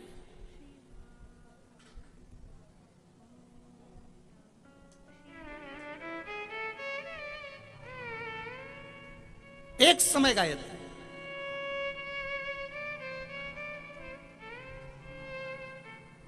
करो, वैश्य कुल में जन्म मिला है, धन एकत्रित करो, पर उस धन का सदुपयोग करो। किसी भूखे को भोजन कराना, किसी प्यासे को पानी पिलाना। कितना सुंदर वृतांत है। उज्जैन में एक नितिन नाम का बालक, छोटा सा, उसकी गुल्लक में से थोड़ा सा पैसा लेकर, 5 रुपए 10 रुपए लेकर एक बोतल में रसना घोलकर कथा में आकर बैठ जाता था। छोटे छोटे स्टील के 4 गिलास लेकर आता था। आसपास में बैठे हुए लोगों को वो उस बैसाख के महीने में केवल वो रसना का घोल ही पिलाकर चला जाता था। जब हम सीहोर पहुंचे तो वो नितिन बालक जो कोयला फाटक के पास में रहता है, उसके घर से फोन आया ऑफिस में कि गुरुदेव, वो बालक जो रसना पिला रहा था, बाबा की कृपा ऐसी हुई है कि वो बच्चा, वो कौन सा स्कूल होता है जिसके लिए इंटरव्यू देते हैं और बच्चा बाहर जाकर पढ़ाई करता है, उस बच्चे का उस इंटरव्यू में पास हो जाना और वो बच्चे का सिलेक्शन हो जाना, बस बाबा ने उस बच्चे की इसी भाव को सुन लिया। आपका थोड़ा सा समर्पण, हनुमान जी के मंदिर में राम मिलेंगे कि ना मिलेंगे, हनुमान जी के मंदिर में राम जी की मूर्ति होगी कि नहीं होगी, ये जरूरी नहीं है, पर राम जी के मंदिर में हनुमान की मूर्ति का होना जरूरी होता है। कारण हनुमान जी ने इतनी सेवा करी होती है, इतनी सेवा करी होती है कि राम जी के मंदिर में हनुमान जरूर विराजमान होते हैं। ये सेवा का प्रकल्प। हनुमान जी ने राम जी की इतनी सेवा करी कि राम मंदिर में हनुमान जी का होना जरूरी है। हनुमान जी के मंदिर में राम होंगे कि नहीं होंगे पता नहीं, हनुमान मंदिर में राम जी की मूर्ति होगी कि ना होगी उसका कोई वर्णन नहीं, पर राम जी के मंदिर में हनुमान जी का होना, हनुमान जी की मूर्ति का होना जरूरी है, क्योंकि हनुमान जी ने राम जी की सेवा बहुत करी। देवराज ब्राह्मण भगवान की भक्ति से वंचित था, छूटा हुआ था।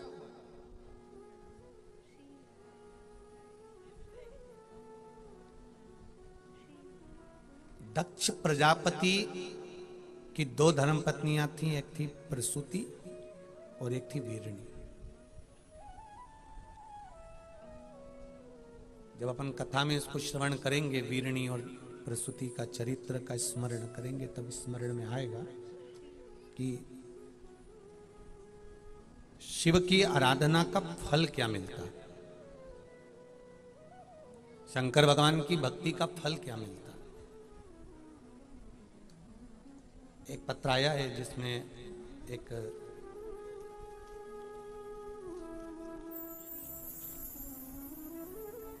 मैं सरिता गोयल, पति दीपक गोयल, निवासी बदनावर, जिला धार, मध्य प्रदेश से। कहीं बैठे हो तो हाथ हिलाइएगा, कहीं बैठे हो तो हाथ हिला। आप ही हैं, दोनों हाथ हिला दो एक बार से।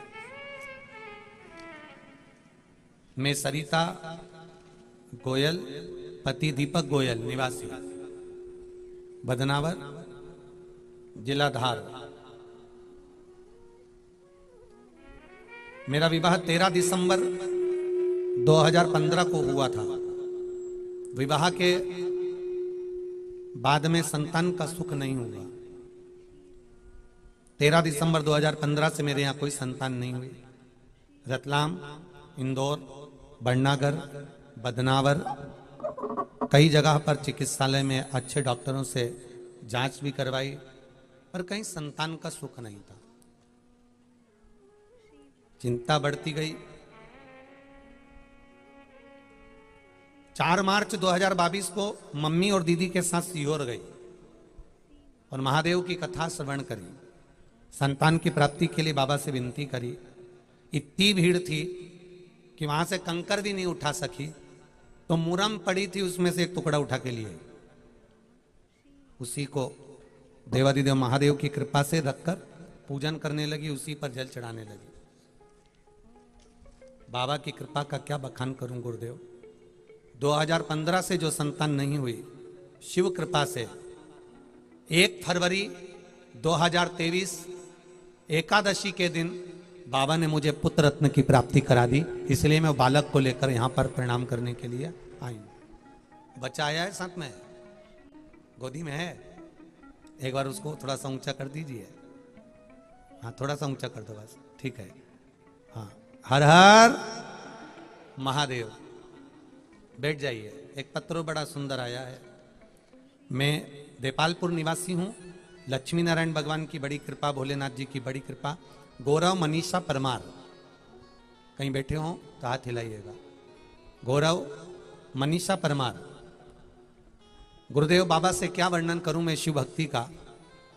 संतान का सुख नहीं था, शिव जी से प्रार्थना करी थी और बाबा की कृपा से भोले को जल चढ़ाने का फल क्या होता है। बाबा की कृपा से आज मेरी गोदी में, आप कहते हो भगवान चप्पल फाड़ कर देता है, बाबा ने 2 संतान मुझे दी है, एक शुभ और एक श्री। दोनों बच्चे आए साथ में, दोनों को थोड़ा सा ऊंचा कर दो। एक पड़ोसन को दो जरा, तो हाथ में लेकर ऊंचा करेगी। हाँ दो जरा, दोनों को ऊंचा कर दो थोड़ा सा। हाँ, एक और को ऊंचा करो। हाँ, दोनों को ऊंचा कर दो। जोरदार ताली बजाकर हर हर। लिया जरा, भेजो मेरे पास, भेजो दोनों, भेज दो। दोनों को पकड़ के लिया जरा,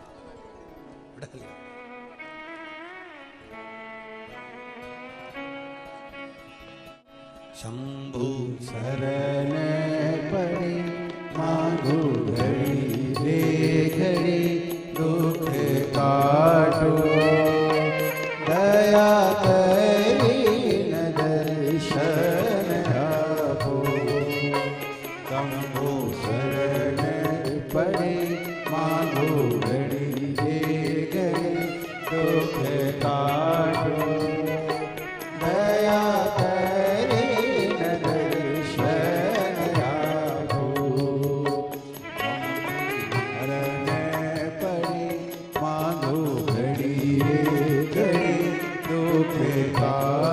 एक बार जोरदार ताली बजाकर दोनों बच्चों के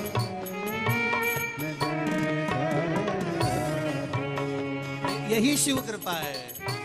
शंभो शरणे मांगो घड़ी रे घड़ी दुख काटो दया करे न दर्शन आपो दया करे न दर्शन आपो।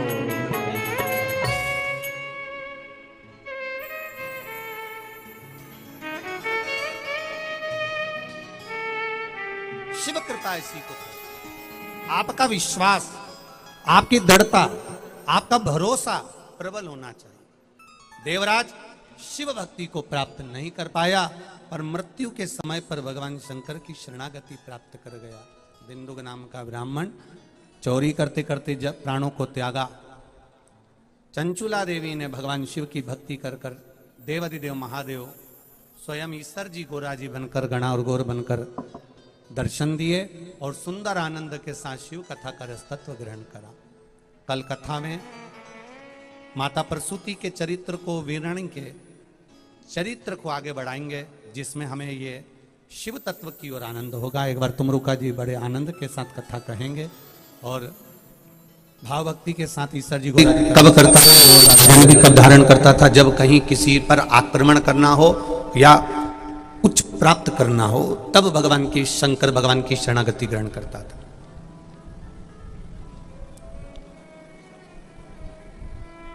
और उससे पहले तो वो शिव को जानता भी नहीं था। वो तो जब उसने अपने भाई पर आक्रमण करा, पुष्पक विमान उसने ले लिया, और उस विमान को लेने के बाद में जब वो चला और लेकर जब कैलाश पर्वत के ऊपर से जा रहा था, और जाते समय कैलाश पर्वत के ऊपर वाहन रुक गया, वो विमान रुक गया।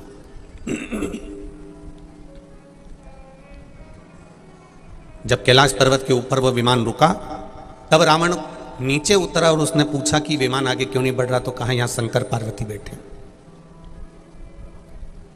शिव पार्वती को उसने हटाना चाहा, हाथ उसका नीचे कैलाश पर्वत में दब गया, निकलता नहीं है, हाथ बाहर नहीं आता। तब उसको ये मालूम पड़ा कि कोई शक्ति जो किसी में नहीं है, कोई ऐसी शक्ति जो कहीं देखने को नहीं मिली, वो शक्ति लंकाधिपति रावण को देवाधिदेव महादेव के कैलाश पर्वत पर देखने को मिली। तब रावण के हृदय में शिव जी के प्रति विश्वास जागृत हो गया।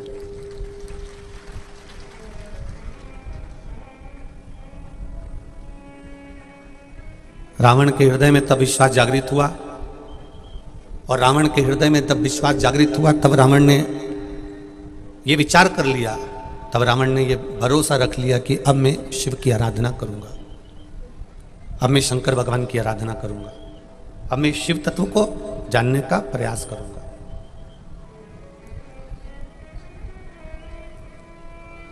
और लंकाधिपति रावण सोने की लंका में रह रहा है, अप्सराएं भी उसके दरवाजे पर नृत्य करती हैं, धन वैभव सत्ता सब कुछ उसके पास में, सब कुछ, पर प्रभु का भजन उसके पास में नहीं है। आप से की अटारी बना लो, बड़ा सारा महल बना लो, खूब सुंदर कपड़े पहन लो, खूब सुंदर आभूषण बनवा लो, पर आपके हृदय में किसी के दुख को देखकर दुखी होना नहीं सीखा, आपके हृदय ने किसी को सुख को देखकर सुखी होना नहीं सीखा, आपके हृदय ने अगर किसी पराये के दर्द को जानना नहीं सीखा, तो फिर सोने की अटारी और सोने का महल और अच्छा कपड़ा किसी काम का नहीं है। वो किसी काम का नहीं। दक्ष प्रजापति की धर्मपत्नी वीरणी, जो नित्य प्रति प्रभु सेवा में लगी रहती थी, भगवान के भजन में लगी रहती थी, वो वीरणी, जिसका एक नाम आसिकनी भी है।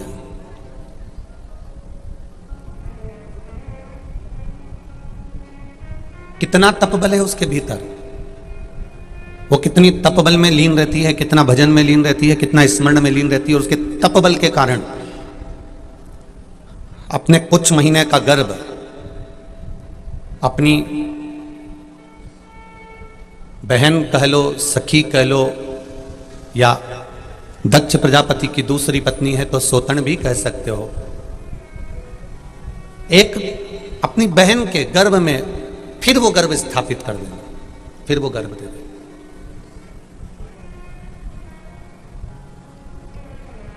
पराये दर्द को जो अपनाए उसे इंसान कहते हैं। वीरणी ने ये विचार कर लिया था कि मेरे गर्भ में जो बच्चा है और प्रसूति चाहती है कि मेरे गर्भ में भी आद्य शक्ति माँ दुर्गा, माँ भवानी, माँ जगत जननी, माँ जगदम्बा, माँ देवी मेरे भी गर्भ में आकर विराजमान हो। ये उसके भीतर एक उत्साह था। वीरणी, आसकनी, जिसने अपने गर्भ के बच्चे को,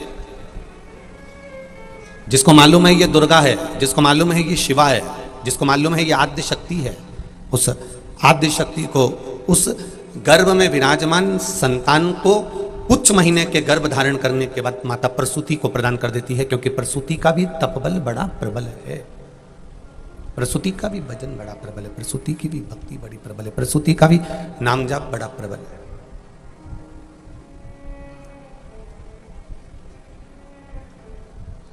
फिर वही बात आई कि सोने की कलम मूल नहीं है, चांदी का पेन मूल नहीं है, मूल है जो अक्षर कागज पर लिखे गए हैं, वो मूल है। आपके पास में करोड़ों का धन, वो मूल नहीं है, पर आप किसी भूखे को भोजन करा रहे हो, किसी प्यासे को पानी पिला रहे हो, मूल वो है।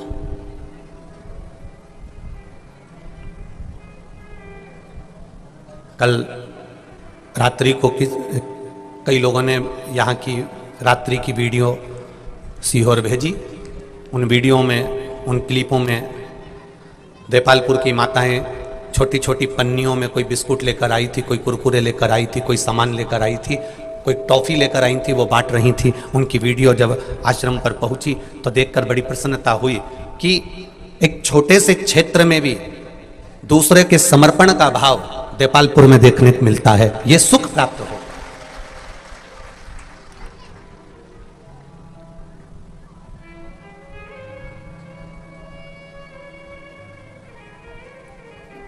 आपका समर्पण ही देखने को मिल रहा है, आपका विश्वास देखने को मिल रहा है। धन, अटारी, संपदा, दौलत, सत्ता, ये आप किसी दूसरे को देने वाले नहीं हो। ये आपके बेटे को मिलेगी, आपकी बेटी को मिलेगी, आपकी बहू को मिलेगी, पोता पोती को मिलेगी, आपके परिवार को मिलेगी, आपके कुटुंब को मिलेगी, आपके रिश्तेदारों को मिलेगी। ये किसी दूसरे को मिलने वाली नहीं है। पर इस अटारी में रहते हुए, अंबानियों में रहते हुए, सोना चांदी में रहते हुए, धन वैभव सत्ता में रहते हुए, आपने अपने हाथों से किसी को जल पिला दिया, अपने हाथों से किसी को एक अन्न का निवाला दे दिया, बस के खाते में ये जमीन जायदाद की जो रजिस्ट्री है, ये रजिस्ट्री तो यहीं छूट जाएगी। पर आपने अगर किसी को एक गिलास पानी पिलाया है, ये उसकी रजिस्ट्री में लिखा गया तो ये वहां तक चली जाएगी। ये उसकी रजिस्ट्री में अगर लिखा गया है।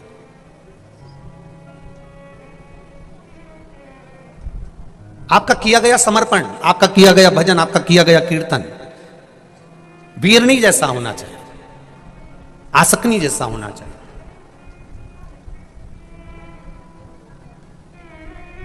कितनी सुंदर बात कही है शिव पुराण में। मेहमान आए हैं, घर के लोग भोजन करने आए हैं, और बहू पहले ही कटोरे में, कटोरी में, डब्बे में खीर हलवा, पूड़ी, भजिया, पकोड़ा जो भी बनाया गया है, बहू सबको खिला रही है और उसको लग रहा है कि अब कम पड़ने वाला है, तो बहू अपने लिए अगर वो निकाल कर रख देती है और बहू वो अलग से रखा हुआ अगर खा भी लेती है तो उसको सुख का अनुभव नहीं होता। अगर वो नहीं बचता चल जाता, पर दूसरे को खिलाकर सुख का अनुभव होना चाहिए। कई लोगों की आदत होती है बनाकर पहले अपने लिए अलग से रख लिया, फिर मेहमानों को खिला दिया, रिश्तेदारों को खिला दिया, नातेदार आए उनको खिला दिया, अपने लिए पहले सेव कर कर रख लिया, अपने लिए पहले कटोरी में संभाल कर रख लिया। अब सब खा लेंगे और मेरे लिए नहीं बचा, तो शिव महापुराण की कथा कहती है नहीं बचे उससे बढ़कर कोई सुख नहीं है, जाने दे, तेरे को परमात्मा लाकर खिलाकर जाए। तेरे भीतर ये विश्वास होना चाहिए, तेरे भीतर ये भरोसा होना चाहिए, तेरे भीतर ये दृढ़ता होना चाहिए।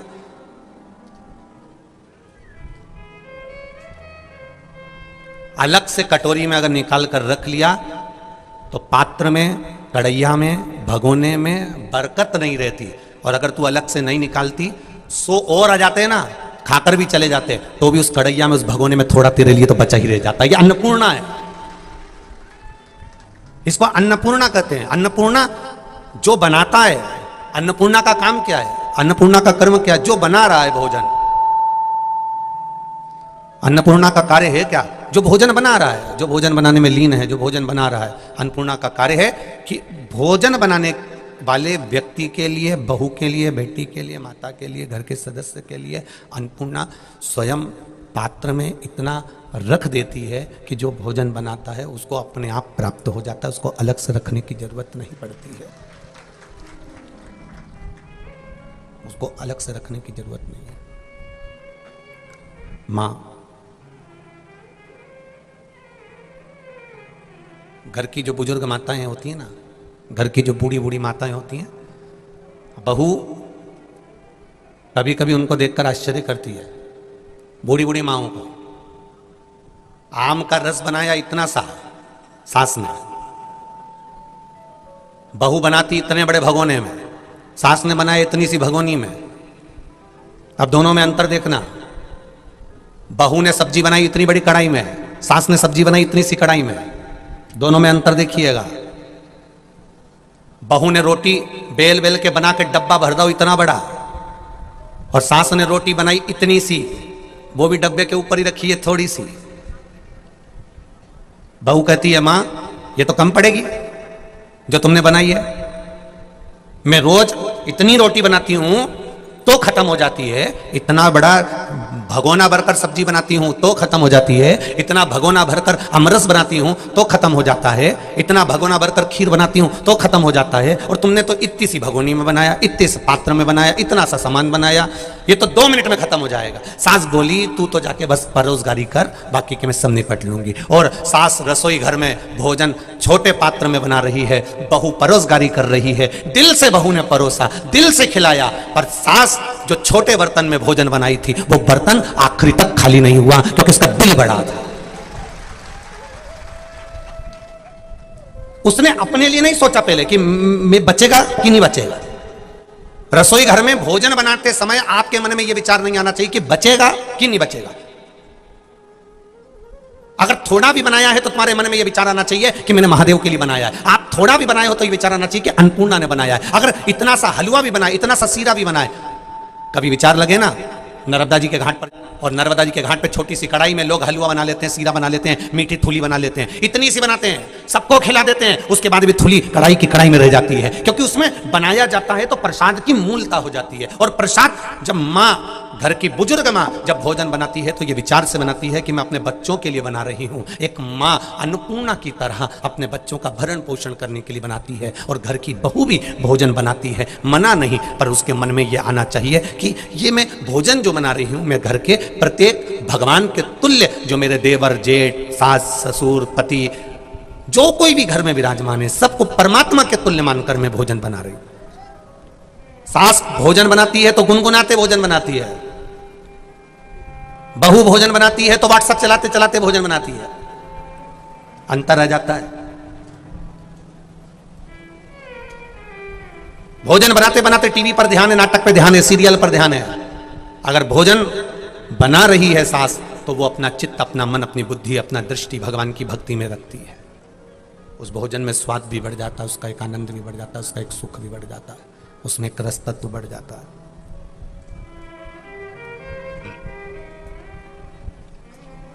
कोई भी कार्य करो, जो तुम्हारा मन करे वो करो। एक छोटी सी चाय की दुकान भी खोल कर बैठो, मना नहीं है कि तुम बहुत बड़ा शॉपिंग मॉल बनाइए, जरूरी नहीं है कि बहुत बड़ी दुकान बनाइए। आप छोटा सा दुकान भी खोल कर बैठो और अपने कर्म पर विश्वास है आपको कि मैंने छोटी सी दुकान डाली और ये बहुत चलेगी, विचार कर डालना कि बहुत चलेगी। जो ये विचार कर डालता है कि चलेगी कि नहीं चलेगी, डाल तो रहा हूं, अब देख लूंगा, चलेगी तो ठीक, नहीं तो फिर थोड़े दिन बाद बदल दूंगा, बंद। तुमने पहले से ये विचार कर लिया कि चलेगी कि नहीं चलेगी, तो वो नहीं चलेगी। तुमने ये विचार कर लिया कि मैंने छोटी सी दुकान डाली है, मेहनत करूंगा, दिन रात मेहनत करूंगा, और मेरा विश्वास कहता है मेरे साथ काल अधिपति महाकाल राजा है, तो ये दुकान चलकर मानेगी। ये विश्वास बोल रहा है, ये तुम्हारा भरोसा बोल रहा है, ये तुम्हारी दृढ़ता बोल रही है, ये तुम्हारा विश्वास बोल रहा है।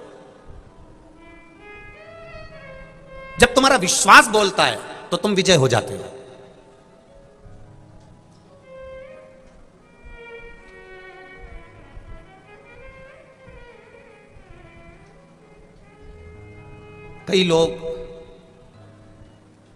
कई लोग छोटा छोटा जब पंचायत का, नगर पालिका का, नगर निगम का छोटा मोटा जब चुनाव आदि कर्माता है तो उसमें बहुत सारे लोग चुनाव लड़ने के लिए खड़े हो जाते हैं। कहीं कहीं का यही सोच के खड़ा होता है, नहीं जीतेंगे पर अपन इतना वोट तो काट ही देगा। मतलब पहले से ही सोच के बैठा है कि अपन ना जीतेंगे। क्यों सोचना ना जीतेंगे?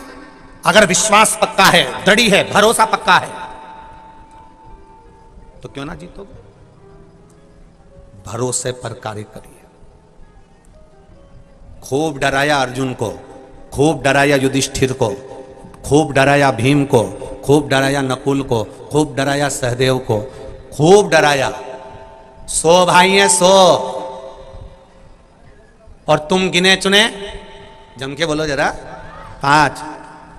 वो 100, ये 5, क्या बिगाड़ लोगे तुम उनका? और भगवान कृष्ण ने 13 क्षोणी सेना दुर्योधन को दे दी, और भगवान कृष्ण ने वचन दिया अर्जुन मैं शस्त्र नहीं उठाऊंगा, तेरे रथ का सारथी भगवान कृष्ण बने। केवल तुम 5, वो 100।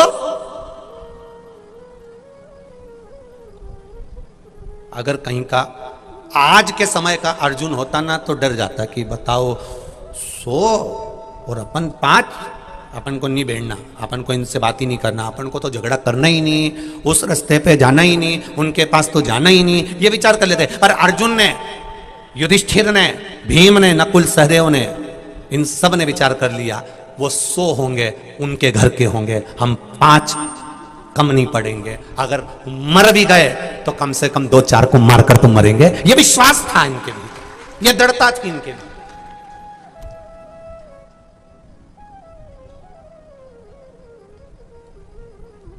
कोई कह दे, एक पत्र आया देखिए,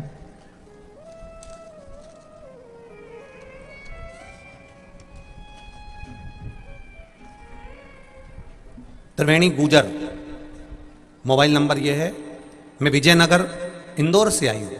त्रिवेणी गुजर, कहीं बैठी हो तो हाथ हिलाइएगा। त्रिवेणी गुजर, कहीं बैठी हो तो हाथ हिलाइएगा, जहां कहीं बैठी हो। है क्या उधर? अच्छा, हाथ हिला दो एक बार बहन। कैमरे वाले को दिख गया? चैनल वालों को दिखा कि नहीं दिखा? दिख गए? हाँ, एक बार हाथ हिला दो त्रिवेणी जी गुजर। हाँ ठीक है। मैं त्रिवेणी गुजर, मेरा मोबाइल नंबर ये है, इंदौर विजयनगर से आई हूँ।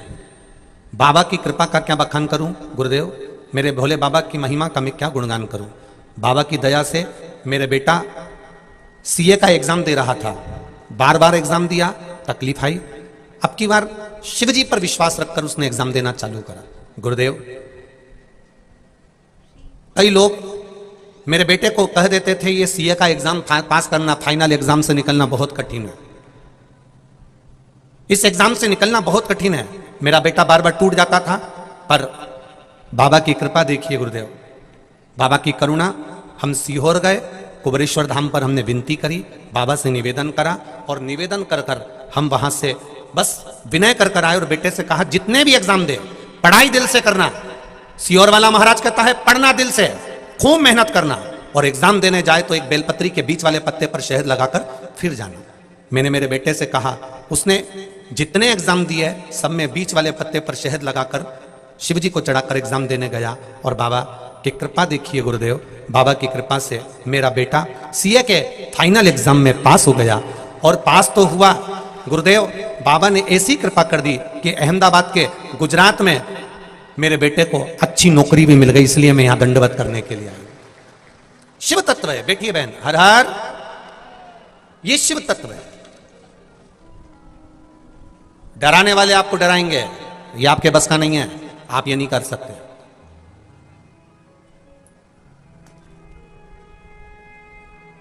डराने वाले डराएंगे, ये आपके बस का नहीं है, आप नहीं कर सकते, पर विश्वास आपका दृढ़ होना चाहिए। कई लोग कहेंगे आपके बस का नहीं है, क्यों कर रहे हो? कैलाश पटेल जी, कोकड़ी छत्तीसगढ़ में एक साहू, क्या नाम था उसका, वेणु शंकर साहू, उस बच्चे ने, उसकी पत्नी सरकारी स्कूल में टीचर है और वो खुद भी काम करता है। इतना धन पन पैसा, इतना दौलत नहीं। पूरे गांव के लोगों ने कहा देखो कथा बहुत बड़ी होती है और शिव पुराण तो शिव पुराण है, बहुत खर्चा भी होता है और बड़ा बड़ा व्यवस्थाएं करना पड़ती है। वेणुशंकर, तुमने अगर कथा ले भी ली है तो तुम कथा कैंसिल कर दो, व्यवस्था नहीं हो सकती। कोंकड़ी का वो बालक वेणुशंकर साहू,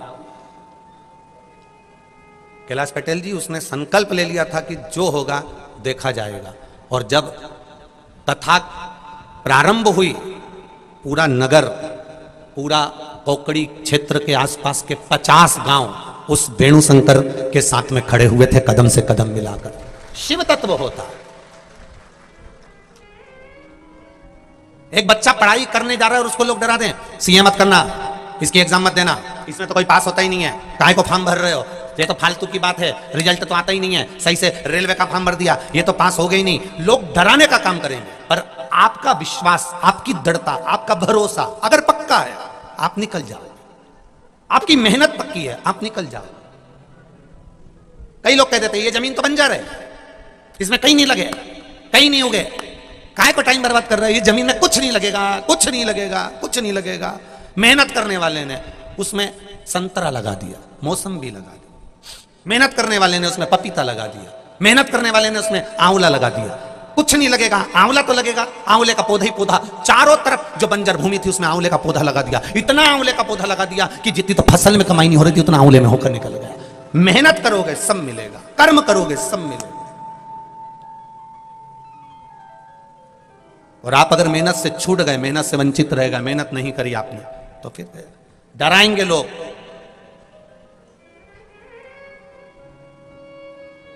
इतनी बड़ी कथा, इतना बड़ा मकान, इतनी बड़ी शादी, ऐसा मत करो, ये मत करो, वो मत करो, डराएंगे। पर आपका संकल्प पक्का है और आपने अगर शिव को अपना मान लिया है, भगवान शंकर को अपना जान लिया है, शिव को अपना मानने का प्रयास कर लिया है, तो निश्चित है कि आप उस जगह पर विजय प्राप्त करोगे। ये निश्चितता है आपकी, निश्चितता। एक पत्र देखिए,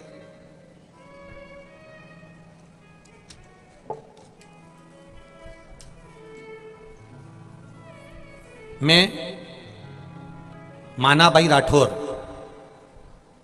गंगा जल खेड़ी, तहसील देपालपुर, जिला इंदौर की रहने वाली हूं। कहीं बैठी हो तो हाथ हिलाइएगा। कहीं बैठी हो, मैं मानाबाई राठौर, कहीं बैठी हो तो हाथ हिलाइएगा। मानाबाई राठौर पीछे बैठी हैं क्या? इधर है, हाथ हिला दीजिएगा। मानाबाई राठौर जाकर बैठी हैं। आप हमें दिख तो नहीं रही हैं पर कैमरे वाले देख लेंगे आपको। आप हाथ हिला दो एक बार, दिख गए? ठीक है। मैं मानाबाई राठौर, मैं गंगा जल खेड़ी, तहसील देपालपुर, जिला इंदौर की रहने वाली हूँ गुरुदेव। मेरी बेटी को संतान नहीं हुई, 20 साल निकल गए, 25 साल निकल गए, 26 साल निकल गए, संतान की प्राप्ति नहीं थी। जिसके यहाँ उसको दिखाने जाते थे, उसने एक ही बात कहता था कि इसको संतान कभी नहीं होगी। जहां डॉक्टर का इलाज करवाने जाते थे वहां कह देते थे इसको संतान नहीं होगी। दोनों पति पत्नी की जांचें कराई, संतान का सुख इनके भाग्य में नहीं है। जिसको दिखाने जाओ, कुछ भी बताओ, संतान नहीं है। जहां जहां पूछो वहां संतान नहीं है। पर गुरुदेव, बेटी ने एक बार शिव महापुराण की कथा टीवी पर सुन ली, पशुपतिनाथ का व्रत करना प्रारंभ करा और बाबा से विनती करी, बाबा अब तू संभालना। सबने मना कर दिया, पर एक प्रबल विश्वास अपने भीतर जागृत करा और बाबा की कृपा से बेटी का गर्भ ठहर गया और 26 साल के बाद उसके यहां संतान की प्राप्ति हुई। 26 वर्ष के बाद उसके यहां संतान की प्राप्ति हुई। बधाई हो आपको माना भाई राठौर जी, बहुत बहुत साधुवाद। आप नानी बनी हो और 26 साल के बाद बनी हो, ऐसी उमंगता, ऐसी खुशी जिंदगी में कहीं नहीं हो सकती। बैठिए, हर हर महादेव। 26 वर्ष के बाद, अर्थात विश्वास दृढ़ था, भरोसा पक्का था, और जिसने शिव पर भरोसा कर लिया, डॉक्टरों ने कह दिया नहीं होगा, ज्योतिषों ने कह दिया नहीं होगा, किसी ने देखा कह दिया नहीं होगा। जैसे वो राधा कृष्ण मंदिर के पुजारी जी ने पत्र लिखा था कि मैंने जिनसे पूछा सबने कहा तुम्हारे यहां पुत्र का योग नहीं, पर वो बैठा है ना योग बनाने वाला। देवताओं का काम है भाग्य लिखना, सारे देवताओं का काम है भाग्य लिखना, पर मेरे महादेव का काम है भाग्य बदलना। वो दूसरा कोई नहीं बदल सकता।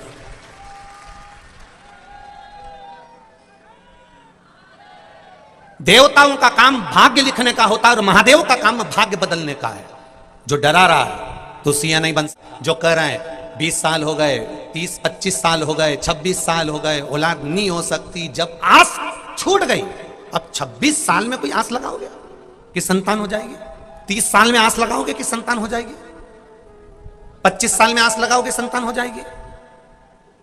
जब आस छूट गई, आस समाप्त हो गई, तब आस दुनिया वालों से टूट जाए तो फिर वो कैलाश वाले से आस लगाकर बैठ जाना सफलता दे देता है। सफलता दे। मैंने तेरे ही भरोसे बाबा, तेरे ही भरोसे हवा बिच उड़ती जावांगी, बाबा डोर हटो छठी नामे कठी जावांगी, भोले मैं तेरी पतंग, शंभू मैं तेरी पतंग, हवा बिच उड़ती जावांगी, बाबा डोर हटो छठी नामे कठी जावांगी। अर्जुन को भी डराया, युधिष्ठिर को भी डराया, नकुल, सहदेव, भीम, सबको डराया कि ये सो हैं। एक नौकरी का फॉर्म व्यक्ति भरता है और उसको डराना लोग चालू कर देते हैं, बहुत कठिन एग्जाम है, आजकल का माहौल इतना गंदा चल रहा है, सब अपने अपने वालों की नौकरी लगा रहे, तेरी लगी नहीं सकती। आधा तो व्यक्ति वहीं टूट गया, आधा तो व्यक्ति वहीं समाप्त हो गया। राम जी से भी कहा लोगों ने, कहां जा रहे हो? लंका। जानते हो कौन है वो जिसके सामने तुम खड़े हो युद्ध के मैदान में? कौन है वो जिसके लंका के राज्य में सारे नवग्रह बंदी होकर पड़े हुए हैं, एक एक देवता जिनको सलामी देने जाता है? वो लंकाधिपति रावण सरल नहीं है महाराज, जिससे आप युद्ध लड़ने के लिए जा रहे हो। आपको मालूम नहीं है सोने की लंका है, उसके पास में सोने के पर्णकोटे, सोने की भुजाएं, सोने की कालीन, सोने के कलश, सोने के मंडप, सोने के मकान, सोने की ध्वजा, सब कुछ सोने का है। और राम जी आप नंगे पैर पैदल जा रहे हो, और सेना भी क्या आपके पास में? सेना क्या आपके पास में? रावण के पास सेना है ढेरों, और आपके पास सेना में साथ चलने वाले कौन है? जम के बोलो जरा, कौन है ये सारे बंदर, बानर? राम जी से कहा गया सेना में बानर बानर लेकर जा रहे हो, जरा सोचो उसके पास में कितनी सेना है और तुम्हारे पास में केवल बानर है। राम जी ने कहा बानर ले जाने का भी केवल एक ही कारण है, अगर मैं आज के जमाने के मनुष्यों को लेकर सेना बना कर जाता, रावण के पास में इतना सारा सोना था, 10-10 तोला सबको दे देते, सारे के सारे रावण के पास चले जाते। इसलिए मैं बंदरों को लेकर जा रहा हूं, उनको सोने से कोई मतलब ही नहीं है। बंदरों को लेकर जा रहा हूं, इन्हें सोने से कोई मतलब नहीं है। अगर आज के जमाने के व्यक्ति को लेकर जाता तो जहां दम वहां हम, आज के व्यक्ति को लेकर जाता तो वो सोना देखते और सोना देखते से रावण की साइड हो जाते। बानरों की सेना चली है और भगवान राम से लोग कह रहे हैं कि सामने जो खड़ा है वो 10 सिर वाला, उसने इतने शीश दान कर दिए, ब्रह्मा भी उसको वर प्रदान कर दिए, इंद्र ने उसको वर प्रदान कर दिया, विष्णु ने उसको वर प्रदान कर दिया, शिव जी ने उनको वर प्रदान कर दिया। जो लंकाधिपति रावण के पास में इतना बल इतना बल इतना बल, और तुम्हारे पास में ले जाने के लिए है क्या रावण के सामने? राम जी ने कहा चिंता मत करो, उसके पास में सबका आशीर्वाद होगा, सबका सब कुछ उसके पास में कुछ ना कुछ उसको मिला होगा। राम जी कहते हैं अगर उसके पास में धन है, अगर उसके पास में वैभव है, अगर उसके पास में सोना है, उसके पास में सत्ता है, उसके पास में नवग्रह हैं, उसके पास में सारे देवता हैं, तो राम जी कहते हैं मेरे पास में मेरा विश्वास है, और विश्वास जिसके पास होता है वो हारता नहीं। जिसके पास में विश्वास होता है वो हारता नहीं है। अगर उसके पास सोना होगा अपनी जगह पर, उसके पास चांदी होगी अपनी जगह पर, उसके पास वैभव होगा अपनी जगह पर, उसके पास दौलत होगा उसकी अपनी जगह पर, उसके पास लंका होगी अपनी जगह पर, उसके पास सुंदर अप्सराएं होंगी अपनी जगह पर, मेरे पास में विश्वास है, और जिसके पास विश्वास, भरोसा, दृढ़ता पक्की होती है वो हारता नहीं। आज सबसे बड़ी अगर कमी हो रही है तो विश्वास में कमी हो रही है। संतान नहीं हुई 2-3 साल 4 साल, 2-4 साल संतान नहीं हुई, विश्वास टूट गया। अब तो हमारे यहां औलाद होगी नहीं, अब हमारे यहां संतान होगी नहीं।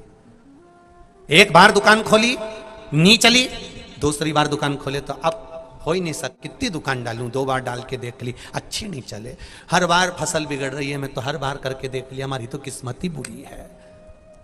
कई लोग कहते हैं हमारी तो किस्मत ही बुरी है, हमारा तो भाग्य बुरा है। शिव महापुराण में पार्वती जी ने भी शंकर भगवान से कहा था, भोलेनाथ कई लोग पृथ्वी पर अपने भाग्य को कोसते हैं, अपनी किस्मत को कोसते हैं, सत्य बताओ भोलेनाथ जी, क्या सही में इनकी किस्मत बुरी है, इनका भाग्य बुरा है?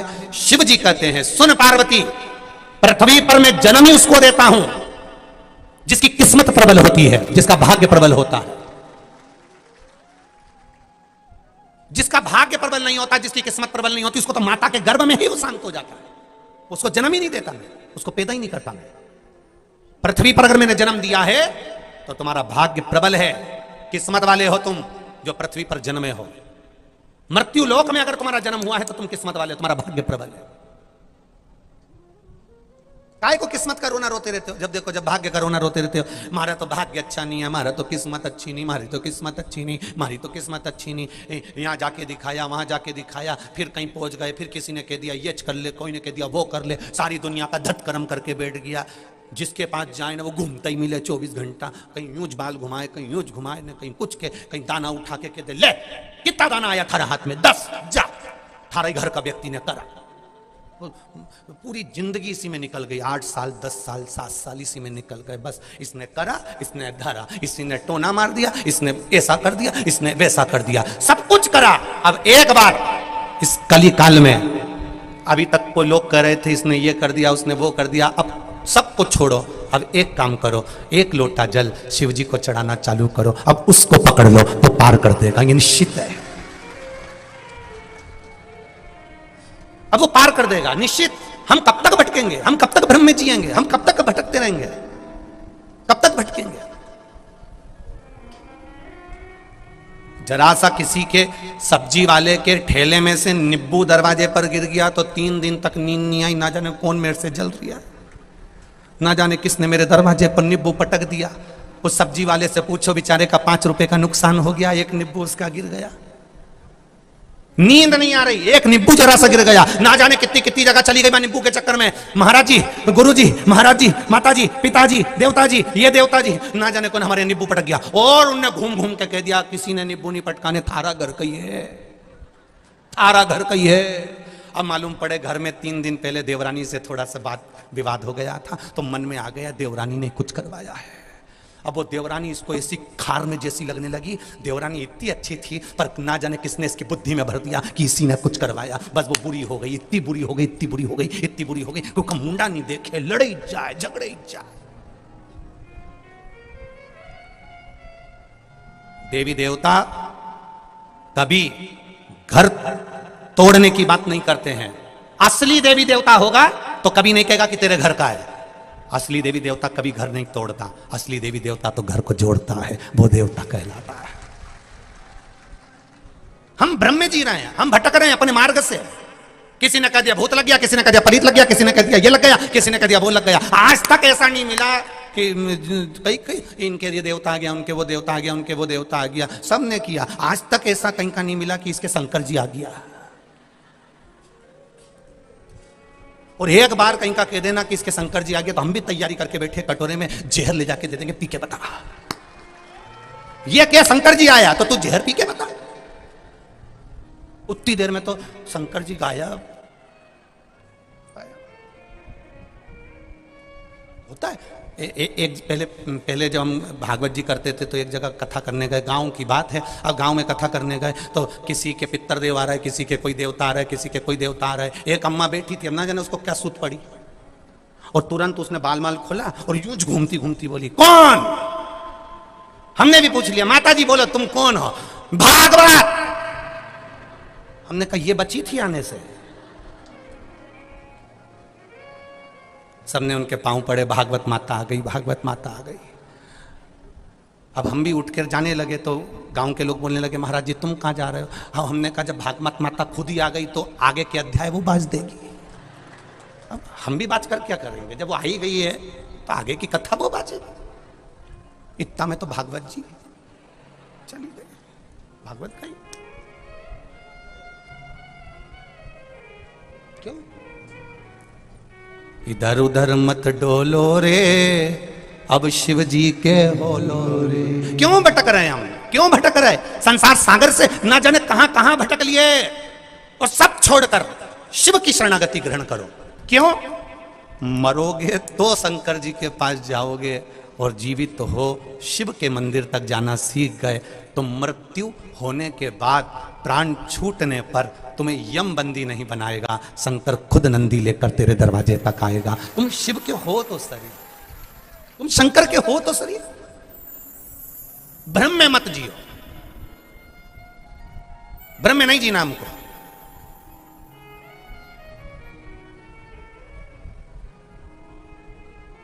शिव महापुराण की कथा, और फिर आपको कहेंगे इस शिव महापुराण की कथा में ना तो बेल मिलती, ना भभूति मिलती, ना कोई तंत्र होता, ना कोई मंत्र होता।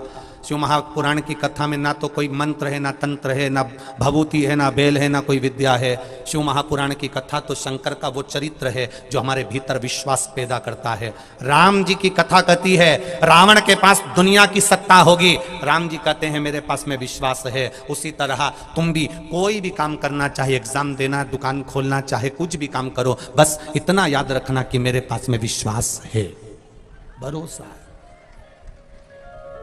और मेरे पास में अगर भरोसा है, मेरे पास में अगर विश्वास है, मेरे पास में अगर दृढ़ता है, तो फिर वो भटकेगा नहीं, फिर वो निश्चित है सुख का अनुभव करेगा। शंभु शरणे पड़ी मांगू घड़ी रे घड़ी, दुख काटो दया करीने दर्शन आपो, दया करीने दर्शन आपो। दुनिया के लोगों को आपके कपड़े अच्छे लगेंगे, दुनिया के लोगों को आपका स्वरूप अच्छा लगेगा, पर परमात्मा को ना तो आपके कपड़े से मतलब है, ना आपके स्वरूप से मतलब है। परमात्मा को तो केवल आपके मन से, निर्मल मन सो मोहि पावा, और मोहि छल छिद्र कपट ना भावा। भगवान को केवल तुम्हारे हृदय से मतलब है, तुम्हारे दिल से मतलब है, तुम्हारी चित्त से मतलब है। भगवान को केवल तुम्हारे भजन से मतलब, बाकी किसी चीज से मतलब। भगवान को मतलब नहीं तुम्हारे पास में कितना वैभव है, कितना सत्ता है, कितनी दौलत, कितनी गाड़ी है। 25 लाख की गाड़ी में भी घूमने वाला एक दिन 25 रुपए के लोटे में भरा कर हरिद्वार पहुंच जाता है। भगवान को मतलब नहीं तुम्हारा वैभव कितना है, भगवान को मतलब नहीं तुम्हारे पास में दौलत कितनी, भगवान को मतलब नहीं तुम्हारे पास सत्ता कितनी, भगवान को मतलब है आपके पास भजन कितना, आपका कीर्तन कितना, आपका स्मरण कितना।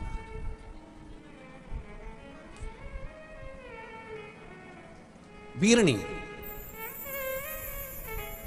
आसक्ति। प्रसूति ने कहा वीरणी से, दीदी आप दक्ष प्रजापति की पहली पत्नी हो। दक्ष प्रजापति आपको बहुत स्नेह करते हैं, प्रेम करते हैं। आपके गर्भ में जो संतान है वो आद्य शक्ति मां शिवा है, दुर्गा है। पर दीदी मेरा मन करता है, आपने 10,000 पुत्रों को जन्म दिया, आपने 60 कन्याओं को जन्म दिया।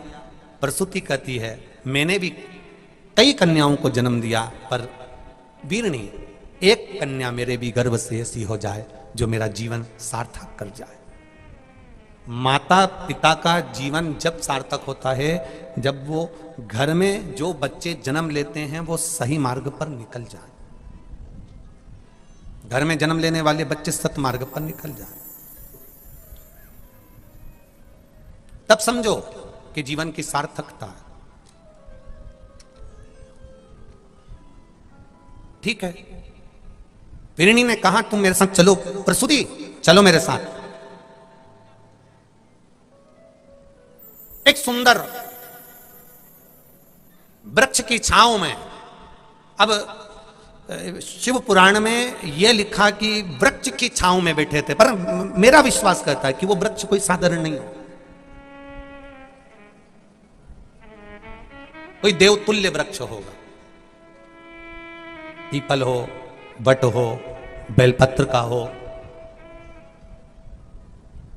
शमी का हो, आंवले का हो, कोई देवतुल्य वृक्ष हो सकता है। कदम्ब का हो, कोई देवतुल्य वृक्ष हो सकता है। तो यहां लिखा कि एक वृक्ष की छांव में दोनों बैठ गए।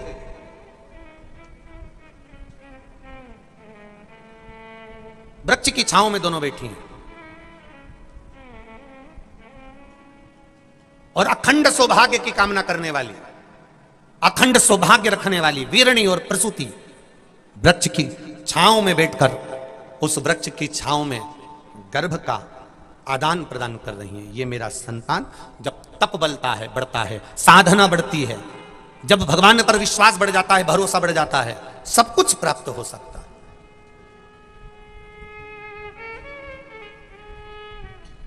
सब कुछ।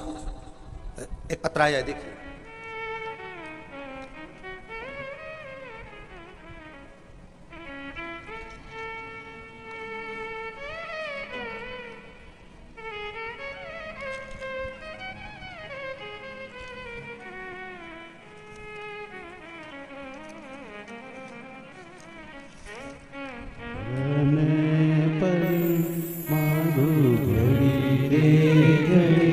दुख काटो दया करी न दर्शन आपो, शंभु शरणे पड़ी मागो घड़ी रे घड़ी दुख काटो दया करी न दर्शन आपो। मैं दीपिका ग्राम बामोरा जिला उज्जैन से आई हूं। कहीं बैठी हो दीपिका जी तो हाथ हिलाइएगा। मैं दीपिका ग्राम बामोरा जिला उज्जैन से आई हूं। कहीं बैठी हो तो हाथ हिलाइएगा। कहीं दिख जाए तो हाथ हिलाइएगा। दीपिका जी बामोरा जिला उज्जैन से आई हूं। आपने पत्र में लिखा है, मेरी मम्मी राजूबाई पति कालू सिंह जी को 2 साल से लीवर में सूजन आती थी, जिसके कारण बस पूरे शरीर में सूजन बनी रहती थी। बुखार भी प्रतिदिन आता था, लीवर में सूजन रहती थी। हमने बहुत सारे डॉक्टर को दिखाया पर वो सूजन समाप्त नहीं हुई। सारे डॉक्टरों को दिखाने के बाद भी आराम नहीं लगा। गुरुदेव, उज्जैन में होने वाली 7 दिन की कथा मेरी मम्मी को मैंने सुनने के लिए बोला। फिर हमने 4 दिन कथा सुनी, 5वें दिन की कथा हम नहीं सुन पाए और 6वें दिन मेरी मम्मी को तेज बुखार आ गया। इतना तेज बुखार आया कि उनको वापस हॉस्पिटल में भर्ती करना पड़ा। हॉस्पिटल में भर्ती किया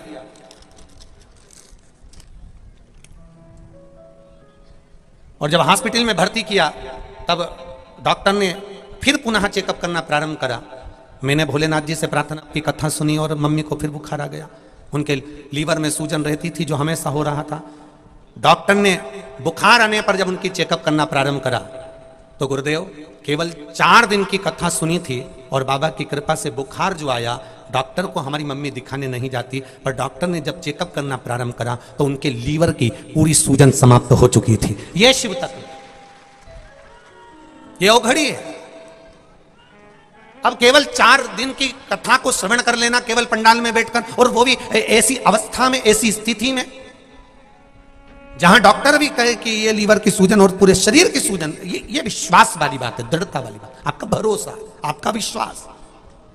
और जितनी भी माताएं, जितने भी भाई लोग, जितनी भी जीजियां, जितने भी जीजा होन, जितने बच्चे बुजुर्ग इस कथा के पंडाल में बैठकर कथा सुन रहे हैं, जितने टीवी पर कथा सुन रहे हैं, जितने मोबाइल पर कथा सुन रहे हैं, उनसे एक ही बात कहना चाहूंगा, शिव महापुराण की कथा तुम रोज टीवी पर सुनो, पर विश्वास के साथ सुनना और भरोसे के साथ सुनोगे तो तुम्हें पंडाल में भी आने की जरूरत नहीं पड़ेगी, वो तुम्हारा वहीं पर भंडार भर देगा। ऐसी कृपा उसकी। इतना भरोसा अपने भगवान शिव पर होना चाहिए, इतना विश्वास शिव पर होना चाहिए, इतना विश्वास होना चाहिए।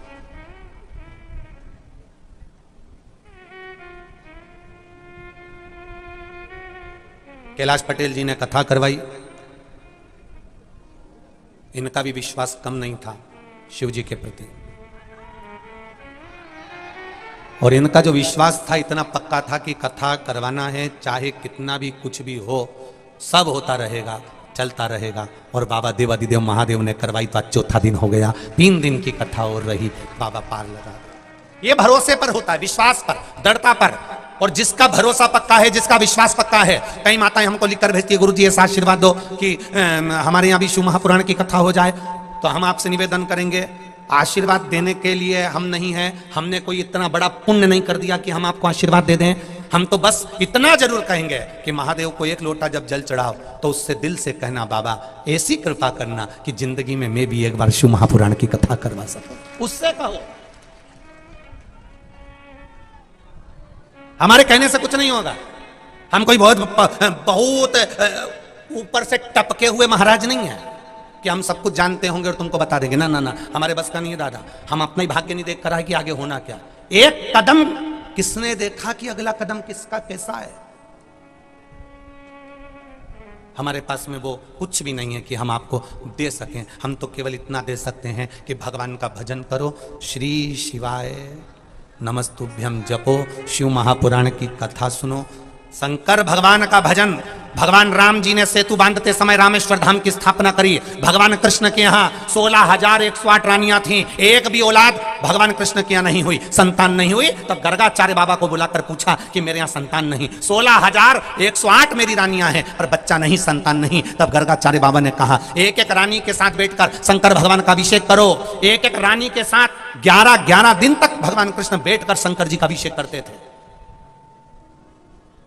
एक एक रानी के साथ 11-11 दिन तक बैठकर भगवान कृष्ण ने शिव जी का अभिषेक करा। शंकर भगवान प्रसन्न हो गए, सामने आकर प्रकट हो गए। ए भगवान कृष्ण, ए कन्हैया, ए कृष्ण, तुमने मेरा अभिषेक करा है, मांगो तुम्हें क्या चाहिए। कृष्ण कहते हैं मेरे यहाँ संतान नहीं, 16,108 मेरी रानियां, मुझे औलाद नहीं है। भगवान कहते हैं क्यों चिंता करते हो कृष्ण, तुम्हारी रानी के साथ तुमने बैठकर 11-11 दिन तक अभिषेक करा है, मैं तुम्हें वर प्रदान करता हूं। एक एक रानी से तुम्हें 11-11 संतान होगी। 10 छोरा 1 छोरी, 16,108 रानी से 10 छोरा 1 छोरी, 10 छोरा 1 छोरी, 16,108 रानियों से हुए 1,77,186 बच्चे भगवान कृष्ण के हो गए शिव जी की कृपा से।